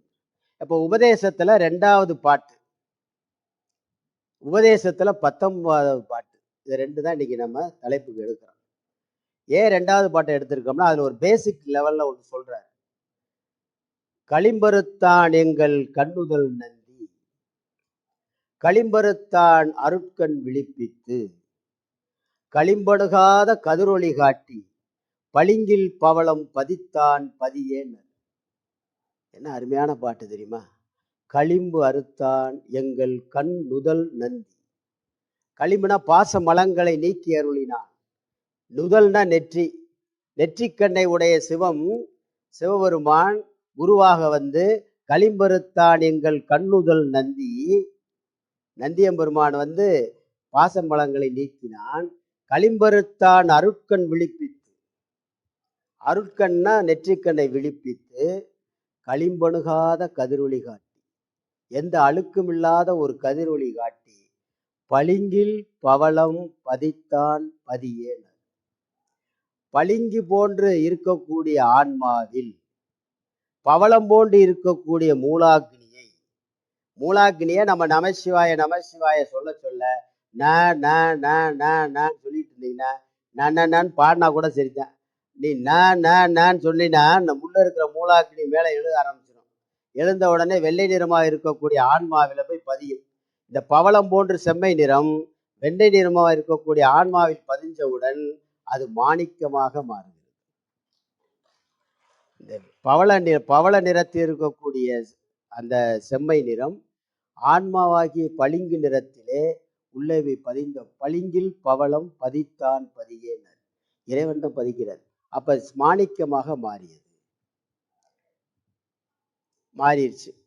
அந்த திரும்ப உபதேசத்துல என்னன்னா, எல்லா பாடலும் எந்த வரியில் முடிகிறதோ அடுத்த பாடல் அதிலே ஆரம்பிக்கும். பதியேன் முடிஞ்சிச்சா, அடுத்த பாடல் பதி பசு பாசம் என பகர் மூன்றில் பதியினை போல் பசு பாசம் அனாதி பதியினை சென்றணுகா பசு காரணம் பாசம் பதியணியில் பசு பாசம் நில்லாது. இது முப்பொருள் உண்மை சைவ சித்தாந்தத்தில் உள்ளது. நம்ம இந்த இதுக்குள்ள போன நேரம் ஆயிரும். அதனால நம்ம அடுத்த டைரக்டா 19வது பாட்டுக்கு போறோம். இப்ப பதி பசு, பதினா இறைவன், இறைவனிடமிருந்து பரமாத்மாவிலிருந்து பிரிந்த ஆன்மா அது பசு. பசுனா என்னன்னா அது பார்த்தல்னு பேரு. பஷ்யந்தி பஸ்ஸவே என்று அது பொருள். பார்த்தல். பசு எதையெல்லாம் பார்க்குதோ, அந்த உயிரானது எதையெல்லாம் பார்க்கிறதோ அப்படியே போய் மயங்கிருது. இந்த லௌகீகத்துல விழுந்து எதெல்லாம் பலபலன்னு இருக்கோ அதுல போய் மயங்கிடும். இந்த பார்ப்பதெல்லாம் போய் மயங்கி இந்த பசுவானது உலகம் அதாவது பாசத்தில் மயங்கி விழுந்து விடும். பாசத்தை விட்டு பிரிக்க முடியாது, அந்த கட்டை அறுக்க முடியாது. அதனாலதான் அதுக்கு ஒரு எக்ஸாம்பிள் என்னன்னா, ஒரு பலூன் வியாபாரி முழுசா பலூன் ஊதுறான். பலூன் பெரிய பலூனை ஊதுனோன்னா கடைசியில் அங்கிட்ட ஒரு நூல் எடுத்து ஒரு சின்ன பலூனை கட்டுறான். சின்ன பலூனை கட்டிட்டானா அது வெளியில வந்துருச்சு. அந்த சின்ன பொருள் தான் ஜீவன், பெரிய பலூனை பரமாத்மா. இந்த ஜீவன் தனியா வந்த உடனேயே நான் என்ற அகங்காரம் வந்து விடுது. நான் என்ற அகங்காரம் வச்சு ஐ ஆம் செப்பரேட், யூ ஆர் செப்பரேட் வெளியே வந்துருச்சான். பரமாத்மாவிடம் பிரிஞ்ச உடனே நான் செப்பரேட், நீ செப்பரேட், நீ வேற நான் வேற அப்படின்னு சொல்ல ஆரம்பிச்சிருது இந்த ஜீவன். அது பதிபசு பாசத்தில் வரக்கூடியது. இப்ப அடுத்தது, இப்ப நம்ம சப்ஜெக்டுக்குள்ள வர்றோம். மாணிக்கம் போன்று இருக்கக்கூடிய ஆன்மா மாணிக்கத்துள்ளே மரகத ஜோதியாய், மாணிக்கத்துள்ளே மரகத மாடமாய் ஆணிப்பொன் மன்றில் ஆடும் திருக்கூத்தை பேணி தொழுது என்ன வேறு பெற்றார்களோ. அந்த பேணி தொழுதுங்கிறதுல அடியார்கள் என்ற வார்த்தையை நான் சேர்த்துக்கிட்டேன். பேணி தொழுதும் அடியார்கள் என்ன வேறு பெற்றார்கள். மாணிக்கத்துள்ளே மரகத ஜோதி. பாருங்க, மூலாக்கினியானது செம்மை நிறமானது ஆன்மாவில் சேர்ந்து மாணிக்கமாக மாறியது. இதய பகுதியில் இருக்கக்கூடிய சக்தி பச்சை நிறமுடையது. சக்தி நிறம் என்ன? பச்சை நிறம். மீனாட்சி நிறம் என்ன? பச்சை நிறம். ஓங்காரி என்பால் அவள் ஒரு பெண் பிள்ளை, நீங்காத பச்சை நிறத்தை உடையவள். திருமூலர் பாடுறார். ஓங்காரி என்பால் அவள் ஒரு பெண் பிள்ளை, நீங்காத பச்சை நிறத்தை உடையவள், ஆங்காரி ஆகியே ஐவரை பெற்றிட்டு ரீங்காரமாய் இனிதமர்ந்தாளேனார். பச்சை நிறத்தை உடையவள் யாரு? மீனாட்சி. இன்னைக்கு ஒரு ரகசியம் சொல்லவா? மதுரை மீனாட்சி அம்மன் கோயில்ல சொக்கடாத பெருமானை இதுவரை பார்த்துட்டு வேகமா நம்ம வந்துடுவோம். அது ஒருத்தர், ஒரு விஐபி மாதிரி உள்ள ஒருத்தர் போய் தங்கம்பட்டர் அவர் போய் இதுல என்ன நீ பார்த்த, சும்மா பார்த்துட்டு போகாத அப்படின்னு சொல்லி கற்பூர தீபாரணையை அந்த சிவலிங்கத்துக்கு பின்பக்கம் காமிச்சிருக்கிறார் நம்ம சொக்கநாதர் மீனாட்சி அம்மன் கோயில். பின்பக்கம் காமிச்ச உடனே முன்னாடி பாதி செம்மை நிறம், பாதி கரும்பச்சையாக இருக்கு. அப்ப சொக்கநாதர் எப்படி இருக்காரு? சிவப்பும் பச்சையுமாக, சிவனும் மீனாட்சியுமாக, அர்த்தநாரீஸ்வரராக ஆணாகி பெண்ணாகி நிற்கிறார். அப்ப இது வரைக்கும் நம்ம அப்படி பார்த்ததில்லை, நானும் பார்த்ததில்லை. ஆனா அவர் சொன்னதை ஆக இவ்வளவு பெரிய உண்மை இவ்வளவு நமக்கு தெரியலையேன்னு சொல்லி அப்பதான் தெரிந்து கொண்டேன். அப்ப இறைவன் சொக்கநாத பெருமான் பாதி பெண்ணுக்கு பாதி இடப்பாகம் பெண்ணுக்கு பார்வதிக்கு கொடுக்குறாரு. இப்ப மாணிக்கத்துள்ளே மரகத ஜோதியாய், மாணிக்கத்துள்ளே மரகத மாடமாயினா, மாணிக்கம்ங்கிறது சிவப்பு நிறம், நம்ம அந்த மாதுளம்பழத்துல இருக்கிற நிறம், அது ஒரு ரெட்டு. அந்த ரெட்டுக்குள்ள பச்சை நிறமும் கலந்து உள்ளே இருக்கக்கூடிய இந்த நீல நிறம், விசுத்தி சக்கரா இருக்கக்கூடிய நீல நிறம், இந்த மணிபுரகத்தில் இருக்கக்கூடிய மஞ்சள் நிறம். இங்க பாருங்க, உடம்பெல்லாம் விப்ஜிஆர், நம்ம இதுல ஞாபகம் வச்சிருக்கோம், சின்ன வயசுல படிச்சிருப்போம். Violet, indigo, blue, green, yellow, orange, red, VIBGYOR, ஊக்க நீப்பமா ஆசின்னு படிச்சிருப்போம். அந்த கலர் வானவில் கலர் தான் உடம்புல இருக்கு. அப்ப அந்த கலரோடு சேர்ந்து மிங்கிலாகி திருக்கூத்து நடனம் ஏற்படும் பொழுது தங்க நிறமாக மாறுது. அப்ப நெற்றிக்கண் திறக்கப்பட்டு, சகசிராரா திறக்கப்பட்டு, 1000 தங்க இதழ் தாமரையாக மலர்ந்து, ஆணிப்பொன் மன்றில், ஆணிப்பொன்னா என்ன? பத்திரமாத்து தங்கம், 24 கேரட் தங்கம், ஆணிப்பொன் மன்றில் ஆடும் திருக்கூத்தை பேணி தொழுது நிற்கும் அடியார்கள் என்ன பேர் பெற்றார்கள், அதை பார்த்தவர்கள் என்ன பேர் பெற்றார்கள். உண்மைதானே அது? அதைத்தான் அவர் சொல்றாரு. அவர் பாரதி என்ன பண்ணாரு? ஒரு சிறிய நெருப்பு கிடைத்தது. அந்த சிறிய நெருப்பு எடுத்து அவர் என்னடா எங்க வைக்கிறதுன்னு தெரியல, அதை கொண்டு போய் ஒரு மரப்பொந்துல போய் வச்சுட்டார். ஒரு பெரிய காட்டுக்குள்ள மரப்பொந்துல வச்சுட்டார். வச்சுட்டு அவர் பாட்டுக்கு வந்தார், மறந்து வச்சு. அப்புறம் 2 நாள் கழிச்சு போய் பார்க்குறாரு, அந்த மரத்தையும் காணா, அந்த பொந்தையும் காணா, காட்டையும் காணாம்.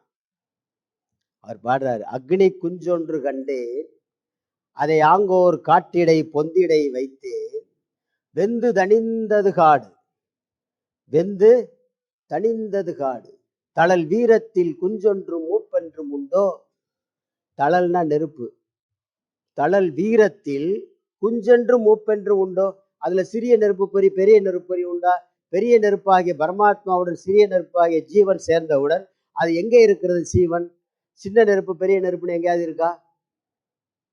தழல் வீரத்தில் குஞ்சென்று மூப்பென்றும் உண்டோ, தத்தரிகட தத்தரிகட தத்தோம், தத்தரிகட தத்தரிகட தத்துவம்னு ஆடுறார். எங்க பாரதி ஒரு பெரிய கவிஞானி, சித்தன். சித்தன் போய் ஒரு மரத்துல வச்சுட்டு அவரோட மரத்தை எரிய விடுவாரா? இது இறைவனுடைய தத்துவம். ஜீவாத்மா ஜீவாத்மா பரமாத்மாவோடு சேரும் பொழுது நம்மை அறியாமையாகி மலங்கள் எல்லாம் எரிக்கப்பட்டு அது ஒன்று சேருகிறது, பேரின்ப நிலை அடைகிறார். பேரின்ப நிலை அடைஞ்சவுடனே ஆடுறார், பாடுறார், குதிக்கிறார். குதிச்ச உடனே அந்த சத்தம் வருமா இல்லையா?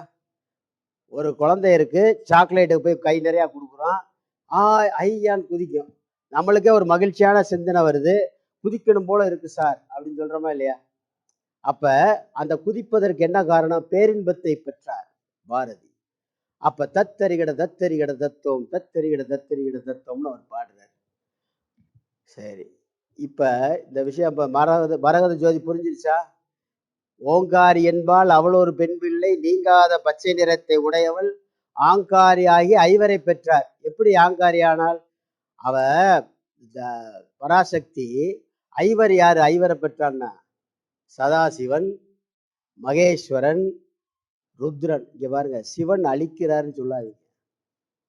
சிவன் பரம்பொருள், பெரிய பேராற்றலுடைய பெருங்கடவுள் வச்சுக்கோங்க.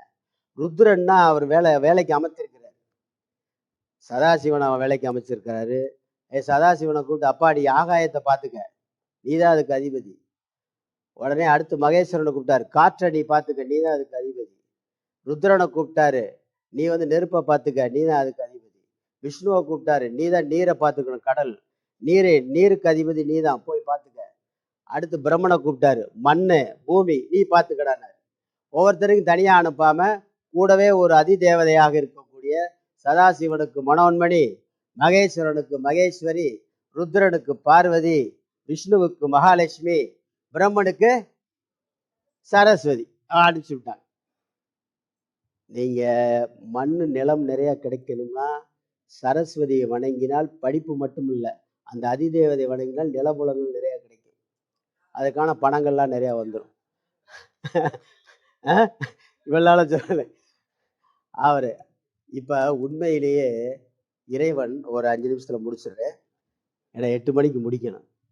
இல்லை நான் பார்த்து சொன்னேன்னா நிறைய நேரம் ஆயிடுச்சு. நானாக என்னுடைய விருப்பத்துக்கு பேசுகிறேன். அதாவது 25 வயது இருக்கும்போது என்னுடைய குருநாதர் எனக்கு வந்து திருநீர் பூசுகிற தீட்சையை சொல்லி கொடுத்தாரு. அப்பா திருநீர் பூசணும்பா, எப்படி பூசணும்னா திருநீர் எடுத்து வச்சு நல்லா குழச்சி ஓம்னு ஓங்கார பிரணவத்தை எழுதி அதை அப்படியே தேய்ச்சி ஓம் ஈசாய மூர்த்தி நம, ஓம் ஈசாய மூர்த்தி நம 3 தடவை, ஓம் தற்புட வஸ்திராய நம, ஓம் தற்புட வஸ்து 3 தடவை, ஓம் அகோர இருதயாய நம, ஓம் அகோர, அப்புறம் வாமதேய குய்யாய நம, சத்தியோ சதாய நமன்னு ஆங்கிளுக்கு பூசணும் எனக்கு சொல்லி கொடுத்தாரு. நான் இப்போ பிகாம் 3rd இயர் படிச்சுக்கிட்டு இருந்தேன். உடனே சரி காலேஜ் எங்கள் மிஜரா காலேஜ் தான், அங்கே எப்படி ஒரு 10 பேர் பட்டை அடிச்சு தான் வருவாங்க. நான் அவங்களோட சேர்ந்து பட்டை அடிச்சுட்டு பெரிய சுக்லா புக்கு அக்கௌண்டன்சி புக்கை பெருசாக சைக்கிளில் பின்னாடி வச்சுக்கிட்டு போனேன். ரோட்டில் போகும்போது பிள்ளையெல்லாம் வித்தியாசமாக பார்க்குது, பட்டை அடிச்சுக்கிட்டு இவ்வளோ பெரிய புத்தகத்தை வச்சுக்கிட்டு போகிறாங்களேன்னு. அப்புறம் அதுக்கு போன உடனே அந்த பிகாம் 3rd இயர் லீவில் சித்தர் பாடல்கள்னு ஒரு புத்தகத்தை எடுத்து படித்தேன். பட்டணத்தார் பாட்டு. நீற்றை புனைந்தென்ன நீராட போயென்ன மாற்றி பிறக்க வகையறிந்தா இல்லை, ஏற்றி கிடக்குது 7 கோடி மந்திரங்கள் மாமரை நூல் ஆற்றில் கிடந்தும் துறையறியாமல் அலைகின்றேன். நீற்றை புனைந்தென்ன நீராட போயின, காசு எங்கேன்னு போய் என்னடா பிரயோஜனம், திருநீரை பூசி என்ன பிரயோஜனம்? யார்? பட்டணத்தார் கேட்குறாரு. இதை நான் படித்து எனக்கு உள்வாங்கினேன்னா அதில் திருநீர் பூசல் கொஞ்சம் கொஞ்சமாக குறைஞ்சி போச்சு. ஆனால் நெற்றிக்கடை திறந்து காட்டுகிற வித்தையை, சிதாகாய வித்தை, என் குருநாதர் அடுத்து வரும் பொழுது 25 வயசு முடிகிற தருவாயில் வந்து எனக்கு தீட்சை பண்ணார். இருட்டறைக்கு கூட்டிகிட்டு போய் சிதாகாய வித்தை என்கிற தந்திரா, இதுதான் தந்திராவுடைய சிம்பிள், இந்த தந்திராவை வந்து தொட்டு காமிச்சார். அப்பாடே ஜோதி வருதா, அருட்பெரும் ஜோதி வருதான்னாரு. எனக்கு ஒன்றும் நம்ம தான் யாரையும் நம்ப மாட்டோமே, யாரையுமே குருவாக நம்புவோமா? கீழே விழும்போதே பைய பிடிச்சிக்கிட்டே கீழே விழுவான். அப்போவே எப்படி குருவை நம்புவான்? குருவை நம்பணும்னா குருவை நீ கடவுளாக ஏற்றுக்கொள்ள வேண்டும்.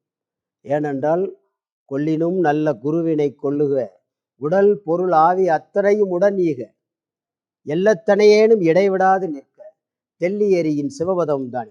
கொல்லினும் நல்ல குருவினை கொள்க, உடல் பொருள் ஆவி அத்தனையும் கொடுக்கணும். நீ கொடுப்பதற்கு முழுமையான சரணாகதி பெறும் பொழுதுதான் அவர் அவருடைய ரகசியத்தை வெளியே சொல்லி தருவார். நீ ரொம்ப எச்சரிக்கையாகவே பழகுறிய, டே ஒரு 100 ரூபா கொடுங்கப்பா, எதுக்கு 100 ரூபா கொடுங்க, 10 ரூபாய் கொடு.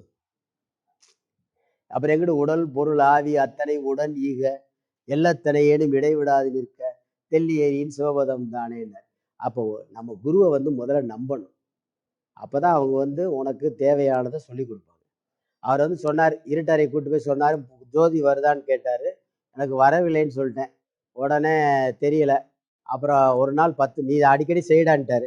ஒரு 10 நாள் கழித்து ராத்திரி தூங்கிட்டு இருக்கும்போது திடீர்னு முழிப்பு வந்துடுச்சு. ஒரு 1 மணி இருக்கும்.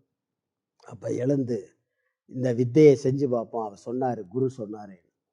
அது செஞ்சு பார்த்தேன். பளபளன்னு ஜோதிங்க விண்ணிறைந்து மண்ணிறைந்து மிக்காய் விளங்கொழியாய் நின்றது.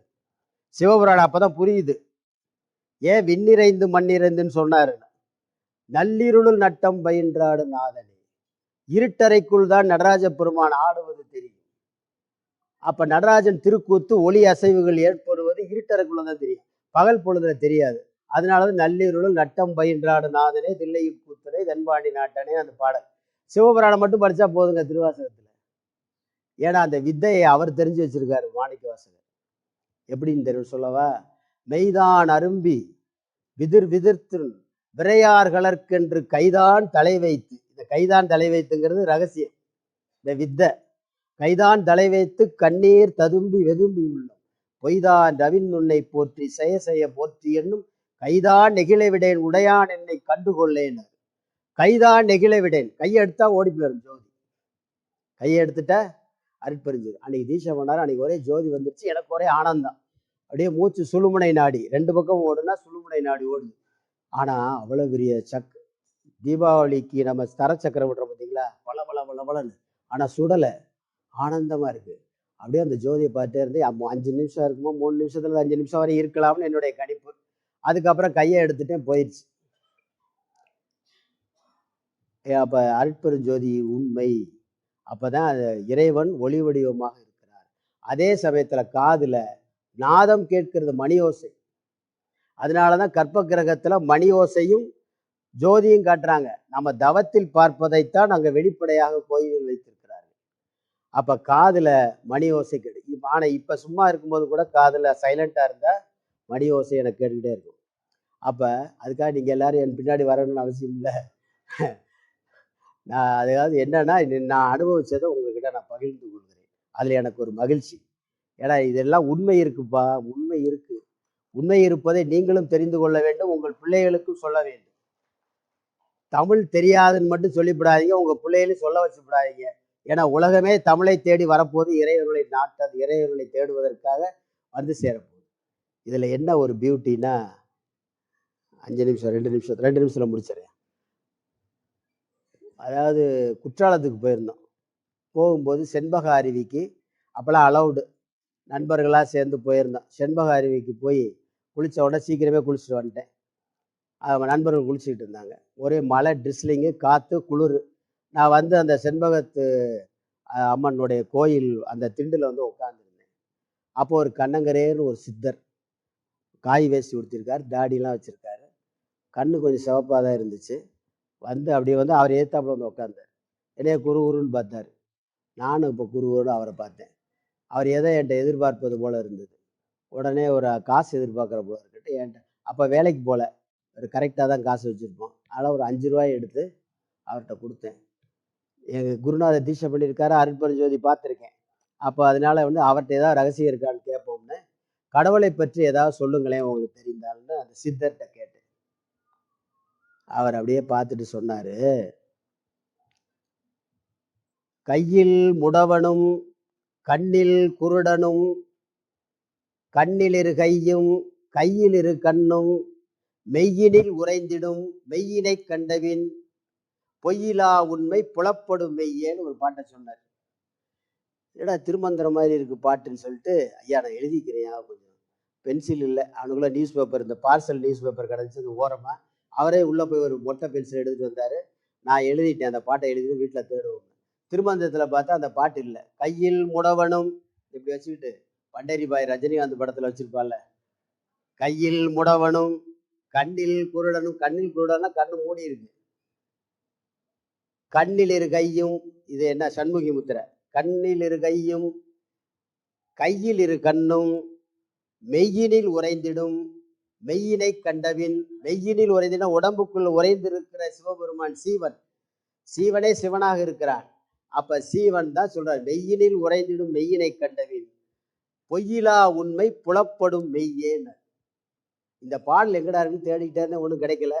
அப்புறம் மீப்ப சோமி எழுதிய அந்த அண்ணாமலை பல்கலைக்கழகத்தில் எழுதின சித்தர் இலக்கியம்னு ஒரு புத்தகத்தில் போட்டிருந்துச்சு. எனக்கு ஒரே சந்தோஷம். அப்போ இந்த பாட்டை தேடிக்கிட்டே இருந்தான். அகத்தியர் எழுதின பாடல். இந்த பாடல் எங்கே, யார் எழுதுனது? அகத்தியர். இந்த மாதிரி நீங்கள் தேடும் பொழுதுதான் இறைவன் எங்கே இருக்கிறான், எப்படி இருக்கிறான், திருவடி பெற வேண்டும் என்று நீங்கள் தேடும் பொழுது அதற்கான விடைகள் உங்களுக்கு கிடைத்து கொண்டே இருக்கும். ஆனால் கடைசியில் முடிக்கும் போது ஒன்று சொல்லிட்டு முடிக்கிறேன். பிரணவ மந்திரம் 5 எழுத்து மந்திரம், மறந்து விடாதீர்கள். சிவாய நம சிவாய நம, 2 சிவாய நம சொல்லணும். ஒரு சிவாய நம திருமூலர் சொல்றார், சிவாய நம சிவாய நம என்று சொன்னால் பிறப்பில்லை, நினைத்ததெல்லாம் நடக்கும்ன்றாரு. அப்ப அந்த பாடல் அது இருக்கு. அப்ப சொல்லும் போது என்ன சொல்லணும்? சிவாய நம சிவாய நம. இடையில நம சிவாய வந்துருதா? சிவாய நம சிவாய நம சிவாய நம சிவாய நம. இதை வந்து டெய்லி ஒரு 54 மணிமாலை எடுத்துட்டு உருட்டுங்க. என்ன இதை காட்டில என்ன கஷ்டம்? ஈஸி மெத்தட் இல்லையா பூஜை பண்றதுக்கு. அப்புறம் ஓங்கார பிரணவ தியானத்தை செய்யுங்க. ஓம் என்பதற்குள் பஞ்சாட்சரம் அடக்கம். ஓம் நமச்சிவாயன்னு சொல்லாத. நமசிவாய, சிவபுராணத்துல ஓம் நமச்சிவாய வாழ்கன்னு சொல்லலை. எடுத்தோம் நமசிவாய வாழ்க நாதந்தாள் வாழ்க இமைப்பொழுது மின்னஞ்சி, அப்படிதான் இருக்கு. ஓம் இல்லை. ஏன்னா அவங்களுக்கு தெரியும் ஓம் என்பது ஓம் மட்டும் சொன்னா போதும். அப்படி என்ன சார்? 5 எழுத்தால் 50 படைத்தனன். எது? 5 எழுத்து. 5 எழுத்து மந்திரம் என்ன? நமசிவாய தான். 5 எழுத்தால் 50 படைத்தன், 5 எழுத்தால் பல யோனி படைத்தனன், 5 எழுத்தாலே அகலிடம் தாங்கினான், 5 எழுத்தாலே அமர்ந்து நின்றானே பாடல். சரி, பஞ்சபூதத்துக்கு காரணம் 5 எழுத்து. ஓங்காரம் அப்படி இல்லை. பஞ்சபூதம், சூர்யாக்னி, சந்திராக்னி, ஜடராக்னி, 3, 5, 3, 8 நட்சத்திரங்கள், 9. இந்த 9 சேர்ந்தது தாண்டா பிரணவம்னு. தரணி சலம் கனல் காற்றத்த வானம், அரணிய பானு அருந்திங்கள் அங்கி, முரணிய தாரகை முன்னிய ஒன்பான், பிரணவமாகும் பெருநெறிதானே. ஓங்காரத்துக்கு விளக்கம் சொன்ன ஒரே திருமூலர் திருமந்திரத்துல தான். வேறு எந்த நூல்ல இன்னைக்கு போய் பார்க்க முடியாது. 5 பூதம்: தரணி சலம் கனல் காற்றத்த வானம், அரணிய பானு அருந்திங்கள் அங்கி. பானுனா சூரியன், திங்கள்னா சந்திரன். அரணிய பானு அருந்திங்கள் அங்கி, அங்கினா ஜடராக்கினி அங்கி. முரணிய தாரகை, தாரகைன்னா என்னது? நட்சத்திரங்கள். இவ்வளவு சேர்ந்தது தானே, இந்த 9 சேர்ந்தது தான் ஓங்காரம். இந்த அண்ட சராசரம் முழுவதும் ஒரு ஒளி தோன்றியது இப்ப சயின்டிஸ்ட் சொல்லிட்டு இருக்கான். ஓன்னு ஒரு சப்தம், அது ஓங்கார சப்தம். அதுவே படைக்கிறது, அதுவே அழிக்கிறது, அதுவே காக்கிறது, அதுவே அருள்கிறது என்று சொல்லி இத்துடன் நான் நிறைவு செய்கிறேன். நன்றி, வணக்கம்.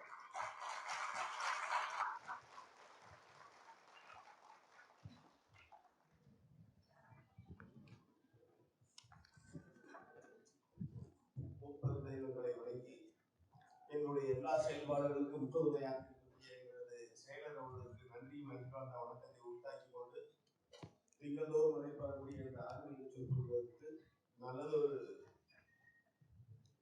சொற்பொழிவாக அமைய வேண்டும் என்று சொல்லி மதுரை மக்கள் இந்த ஆன்மீக தேனை செழுமையாக செம்மையாக பருக வேண்டும் என்று சொல்லி பல பணிகளுக்கு மத்தியிலே இதை தொடர்ந்து செய்து கொண்டிருக்கக்கூடிய எங்களது செயலர் ஐயா அவர்களுக்கு மீண்டும் ஒரு முறை நன்றி வணக்கத்தை உண்டாக்கி கொள்கிறேன். அதற்கு அடுத்தபடியாக இந்த அறிஞான சபையினுடைய நிகழ்வுகளை தொடர்ந்து செயலாற்றிக் கொண்டிருக்கக்கூடிய பேராசிரியர் முதல்வர் தமிழ்துறை தலைவர் ஐயா அருள்கையார் அவர்களுக்கு நன்றியும் நன்றிகாந்த வணக்கத்தையும் உண்டாக்கி கொள்கிறேன். எந்த பணி இருந்தாலும் அதுக்கு இந்த பணியை இயந்து செய்யக்கூடியவர். அதற்கடுத்து என்னுடைய செயல்பாடுகளுக்கு துணையாக இருக்கக்கூடிய எங்களது முதல்வர் அவர்களுக்கு நன்றியை உண்டாக்கி கொண்டு இன்றைய அறிஞான சபையினுடைய 311 இந்த 311 வந்து ரொம்ப அருமையான நான் சொல்றேன். ஏன்னா பார்க்கும்போது அரசியல் மாதிரி இருந்தாரு, கொஞ்சம் முடி வளர்ந்துருக்காரு, காவி போட்டு மேல ஒரு துண்டு போட்டுருக்காங்க. ஏன்னா அதை மட்டும் போட்டுருந்தாருன்னா இன்னைக்கு என்ன செஞ்சிருக்கோம்? இந்த நித்யானந்தம் நிறைய நிறைய நிறைய நிறைய பேர் பின்னாடி வந்திருப்பாங்க. நீங்க சொன்னது கூட ரகசியம் 3 ரகசியம் சொல்லிருக்கீங்க. இந்த 3 ரகசியத்தை சொன்னது பார்க்காம 3 கதையை வேற கூட அருமையா சொல்லிருக்கீங்க. மீன் குஞ்சு கதை சொன்னீங்க, அப்புறம் கடவுளை தேர்ந்த பெண் பிள்ளையை சொன்னீங்க, கடைசியில் குற்றாலத்துல ஒரு சித்தரை பார்த்து வேற சொன்னீங்க. அப்ப சரி, நமக்கு சரியான குரு கிடைச்சிட்டாரு அப்படின்னு எல்லாருக்கும் தோணுச்சு. அது மட்டும் இல்ல, சொல்லும் போதே குருவை 2ஆ பிரிச்சு சொன்னீங்க. நாங்கெல்லாம் குருவாய் வருவாய் குகனை மட்டும் ஒரு குருவை தான் பார்த்துருக்கேன். இந்த காரண குரு, காரிய குரு. அதுக்கு யோகா சொல்லி கொடுக்கறத போட்டு ஒரு இடம் இழுத்து விட்டீங்க. ஆகா, குருவை ரொம்ப அழகாக பார்த்தீங்க. உண்மையிலே ஐயா அவர்கள் நமக்கு திருமூலரை மட்டும்தான் நாம் எதிர்பார்த்திருந்தோம். ஆனால் பட்டினத்தாரை மிக அழகாக சொல்லி அவையை எடுத்து பாரதியை பார்த்த விதம், ஆகா, புதுக்கவிதையினுடைய பிதாமகனாக இருக்கக்கூடிய பாரதியை அவர் சொன்ன விதம், நாங்கள் எல்லாம் கண்ட பாரதி வேறு. ஆனால் இன்று பாரதியை சைவ சித்தாந்தத்துக்கு இழுத்துட்டார் பாருங்க. அருமை அருமை அருமை. இன்னொன்று கண்டேங்கிற போது புதுக்கவிதை பேசக்கூடிய அத்துணை பேருமே அதை ஒரு விதமான வீச்சினை கொண்டு செல்வார். பாரதியை சித்தாந்த பார்வைக்குள் கொண்டு வர மாட்டார்கள். ஆனால் ஐயா திருமாவளவன் அவர்கள் அருமையாக பாரதியை ஒரு சித்தராக பாவித்து சைவ சித்தாந்தத்தினுடைய உள்பொருளை அந்த பாடலுக்குள்ளே பொருத்தி காட்டியீர்கள். மிக மிக அருமை. அதற்கு அடுத்தபடியாக நீங்கள் திருமணருடைய பாடலை ஒரு 13 பாடல்களை எங்களுக்கு அழகாக விளக்கம் சொன்னீர்கள். ஆனால் சொன்னது 2 சொன்னீங்க. ஆனால் ஒரு பாட்டில் 13 பாடல்கள் உள்ள வந்திருக்கிறது. பட்டினத்தாரை 2 பாடல்களை முன்வைத்தீர்கள், வள்ளுவரை 5 பாடல்களை அழகாக முன்வைத்தீர்கள், பாரதியின் 1, பட்டினத்தாருக்கு 2, இப்படி பாடல் வரிசையாக நீங்கள் காட்டி சென்றாலும் அதற்கு அடுத்தபடியாக ஒரு சொன்னீர்கள். ஒரு ரகசியம் உங்களுக்கு எல்லாம் விதிப்படி வாழ்க்கை. கால் மாறி இடது கால் ஊன்றி ஆடினால் மதிப்படி வாழ்க்கை. உண்மையிலே ரொம்ப ரொம்ப அருமை. ஏனென்று சொன்னால் ஒரு விஷயத்தை ஒவ்வொன்றையும் உன்னிப்பாக பார்ப்போம். ஏன்னா குருவை தேடுகின்ற அந்த பக்குவம் என்பது 18 வயசுல வந்துருச்சுன்னு அவர் சொல்லும் போது கொஞ்சம் நமக்கு கேள்வியாதான் தெரியும். ஆனால் அதை அவங்க அனுபவிக்கிறாங்க பாருங்க. அந்த அனுபவிக்கின்ற போதுதான் அதை உருவாக்குகின்றக்கூடிய பக்குவம் வருகிறது. அந்த பக்குவத்தை அவருக்கு இயல்பா கிடைச்சிருக்கிறது. அது மட்டும் நான் சொன்னார் பாருங்க. படைத்தல் காத்தல் அழித்தல், படைத்தல் காத்தல் எனது ஒடுங்குதல் மறைத்தல் அறல். நாம ஒவ்வொரு நாளும் என்ன செய்யணும், இந்த 5 தொழிலையும் நாம செய்வதாக ஒரு எளிமையாக வாழ்வியல் உதாரணத்தோடு முன்வைத்தார். அவர் சொன்ன ஒவ்வொன்றுமே பாத்தீங்கன்னா வானவி கலரை 7 மூலாதாரங்கள்ல இருந்து நம்ம பார்க்கக்கூடிய நிகழ்வு. நீங்க எங்கேயுமே போய் தேடி போக வேண்டாம், நீங்க உட்கார்ந்து தேடுங்க. ஏன்னா செம்மையும் பரகாலமாக உங்களதான் இருக்குது. ஆனா இந்த ரெண்டையும் நீங்க எப்படி பார்க்கணும்னு கேட்டீங்கன்னா, நீங்க உலகியல்வாதிகளாக இருக்கிறீர்கள். மாறுபாடு, மக்கள் சுற்றம், மண்ணாசை, பொன்னாசை எல்லாம் தேடி அழைத்து கொண்டிருக்கிறார். ஒரு உலகிலுக்கு வாக்கப்பட்ட இந்த ஆன்மாவானது உலகில் இன்பத்தை தான் பெருசு நினைக்கும். ஆனா இது எப்ப விடும், இந்த பற்று எப்ப விடும் என்று சொன்னால், பற்று விடுவதற்கான பக்குவம் வேண்டும். கடைசியில் சொன்னீங்க பாருங்க, திருமந்திரத்தை வாங்கி வீட்டுல வச்சுக்கிறா, நேர்மறையான சிந்தனைகள் உங்களுக்கு வீட்டுக்குள்ள வந்துட்டே இருக்கும். அடுத்த தலைமுறையில உங்களுக்கு ஒரு ஞானியாக பிள்ளை பிறப்பான் என்று வேற சொன்னீங்க. உண்மையிலே ரொம்ப ஆச்சரியமாக இருக்கிறது. ஏன்னு கேட்டீங்கன்னா, இதெல்லாம் சொன்னதே இல்லை. அதுல இருக்கக்கூடிய சக்கரங்களை வாங்கி நீங்க வீட்டுல மாட்டுங்க. இதுதான் அனுபவத்தின் வழியாக வரக்கூடிய. அதான் நான் முதலே சொன்னேன், நீங்க ஒரு காய் வேண்டி ஒரு துண்டு போட்டு நான் அது உட்கார்ந்த காய் கழுத்துல போட்டீங்கன்னா அது வேற மாதிரியா இருக்கு. அது திருப்பி நான் மறுபடியும் சொல்றேன். நிறைய விஷயங்கள் முழுக்க அனுபவத்தின் வழியாக வந்தது. அந்த அனுபவத்தின் வந்த பொழிவு அவர்கள் சொல்லுகின்ற ஒவ்வொன்றுமே ரொம்ப, அதாவது ஞானத்தை எப்படி பெற வேண்டும், அது தாகம் வேண்டும் சொல்லுவோம். நாங்க ஆன்ம வேட்கை வேணும்னு சொல்லுவோம். எப்போ ஆன்ம வேட்கை வருகிறதோ அப்போதான் இறைவனை நாம் தேடி செல்ல முடியும். அந்த ஆன்ம வேட்கை அழகா தாக வேணும். இந்த தாகம் வருகின்ற போதான் நீ குருவை தேடுவாய். கடவுளை பெற அடைய வேண்டும் என்று உனக்கு தாகம் வேண்டும். தாகம் வருகின்ற போது எல்லாமே உனக்கு கொஞ்சம் கொஞ்சமா போயிடும். அப்படி கொஞ்சம் கொஞ்சமா போகணும்னா நீ மந்திரம் சொல்லு. மனமது செம்மையானால் மந்திரம் தெரிவிக்க வேண்டாம். உனக்கு மன செம்மையாயிடுச்சுன்னா அந்த பக்குவம் வந்துருது. அந்த பக்குவத்தை மிக மிக அருமையாக தெளிவுக்கு ஒரு விளக்கம் சொன்னார் பாருங்களேன். ஒரு 3 ரகசியங்களை சொல்லிட்டாரு. நம்ம என்ன செய்வோம், இதெல்லாம் ஏன் இப்ப அவர் கொடுத்திருக்கிறார்னா, அவர் சேர்த்த பொக்கிஷம். தன்னுடைய வாழ்வியல் அனுபவங்களிலே திருமந்திரத்தை கையிலே வைத்துக் கொண்டு தன்னுடைய அனுபவத்தை நமக்கு என்ன செய்திருக்கிறார். இப்போது ஆன்மீகம் நிறைய என்பவர்களாக நமக்கு வழங்கி இருக்கிறார். நாமும் இனிமேல் என்ன செய்வோம், அவர் சொன்ன அந்த வழிமுறைகளை சிலவற்றை கையில் கொண்டு செம்மையாக இருக்கக்கூடிய நம்முடைய வேடிக்கையே மாநகரத்தை சேர்ப்பதற்கு நாம் என்ன செய்ய வேண்டும், முயற்சி செய்ய வேண்டும். ஏன்னா அவள் சீக்கிரத்தை அந்த பக்குவம் வராது. எவ்வளவுதான் பித்தாள பாத்திரத்தை வளர்க்கிறாலும் கழிப்பு இருக்கும். அவர் கழிப்பு சொன்னார். செம்பில் கழிப்பு இருப்பது போல நம்ம கிட்ட பழக்க வாசனை இருக்கும். அந்த பழக்க வாசனையை செம்பொன்னாக நாம் மாற்றி நம்மிடம் அந்த மரகத பச்சையாக இருக்கக்கூடிய திருவர்களின் உள்ளே சேர்க்க வேண்டும் என்று சொல்லி மிக மிக அருமையாக இன்றைய பொழிவை ஐயா திருமால் வளவளவன் ஆக்கி என்னுடைய ஆசிரியர் ஐயா செல்வன் பிரபுடைய புதுவர் அவர்கள், இவருடைய பேச்சு இன்றுதான் எனக்கு கேட்கக்கூடிய ஒரு வாய்ப்பு கிடைத்தது. தேன் சுவைக்க வேண்டும் என்றால் கொம்பில் ஏறி குழந்தை கொட்டித்தான் அந்த இன்பத்தை சுவைக்கின்ற போது திட்டிக்கும். அந்த அளவில் இன்று திருமந்திரம் என்று சொன்னாலே நமக்கு கடினமான ஒன்றாக இருக்கும். அந்த கடினத்தை கடினமாக இல்லாமல் ரகசியங்களாக, தந்திரங்களாக, ஜென்னுடைய மீன் தத்துவத்தை சொல்லி மிக மிக அருமையாக நாமெல்லாம் மனம் கொள்ளத்தக்க வகைகளை நிறைய விஷயங்களை தந்தார்கள். அவர்களுக்கு எங்களுடைய மேலாண்மையை சார்பாக, செயலர் சார்பாக நன்றியும் நன்றி கலந்த வணக்கத்தையும் திருமந்திரம் என்று சொன்னால் ஒரு பயந்து ஓடக்கூடிய ஒன்றை மிக எளிமையாக வாழ்வியல் உதாரணங்களோடு நாம் எல்லாம் கடவுளை பார்க்க வேண்டும். கடவுளை பார்ப்பது மிக எளிது. அதை நீங்கள் என்ன செய்யுங்கள், கடைபிடிக்க வேண்டும், பற்றுவிட வேண்டும். எப்படி நம்ம புளியம்பழம் மாதிரி உங்களுக்கு பற்று விட்டால் நாம் இறைவனை காண முடியும். அதான் சித்தர் பாடல சொன்ன மாதிரிதான், காதி துணி வேண்டாம், கற்றை சடை வேண்டாம், பாவித்தால் போதும் பரம்பொருளை எய்துவதற்கு. நாம் எல்லாம் பரம்பொருள், நம்மிடம் பரம்பொருள் இருக்கிறது.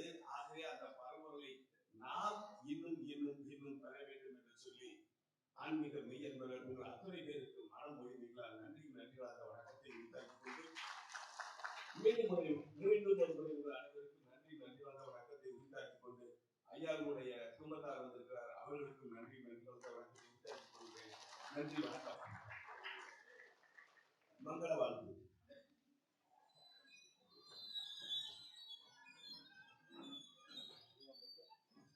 வான்மொழியில் வளாது பெய்க, வழிவளம் சுரக்க, மன்னன் போன்முறை அரசு செய்க, குறைவிலாது உயிர்கள் வாழ்க, நான்மறை அறங்கள் ஓங்க, நற்றமம் வேண்டி நல்க, மேன்மைகள் செய்வ நீதி விளங்குக உலகமெல்லாம்.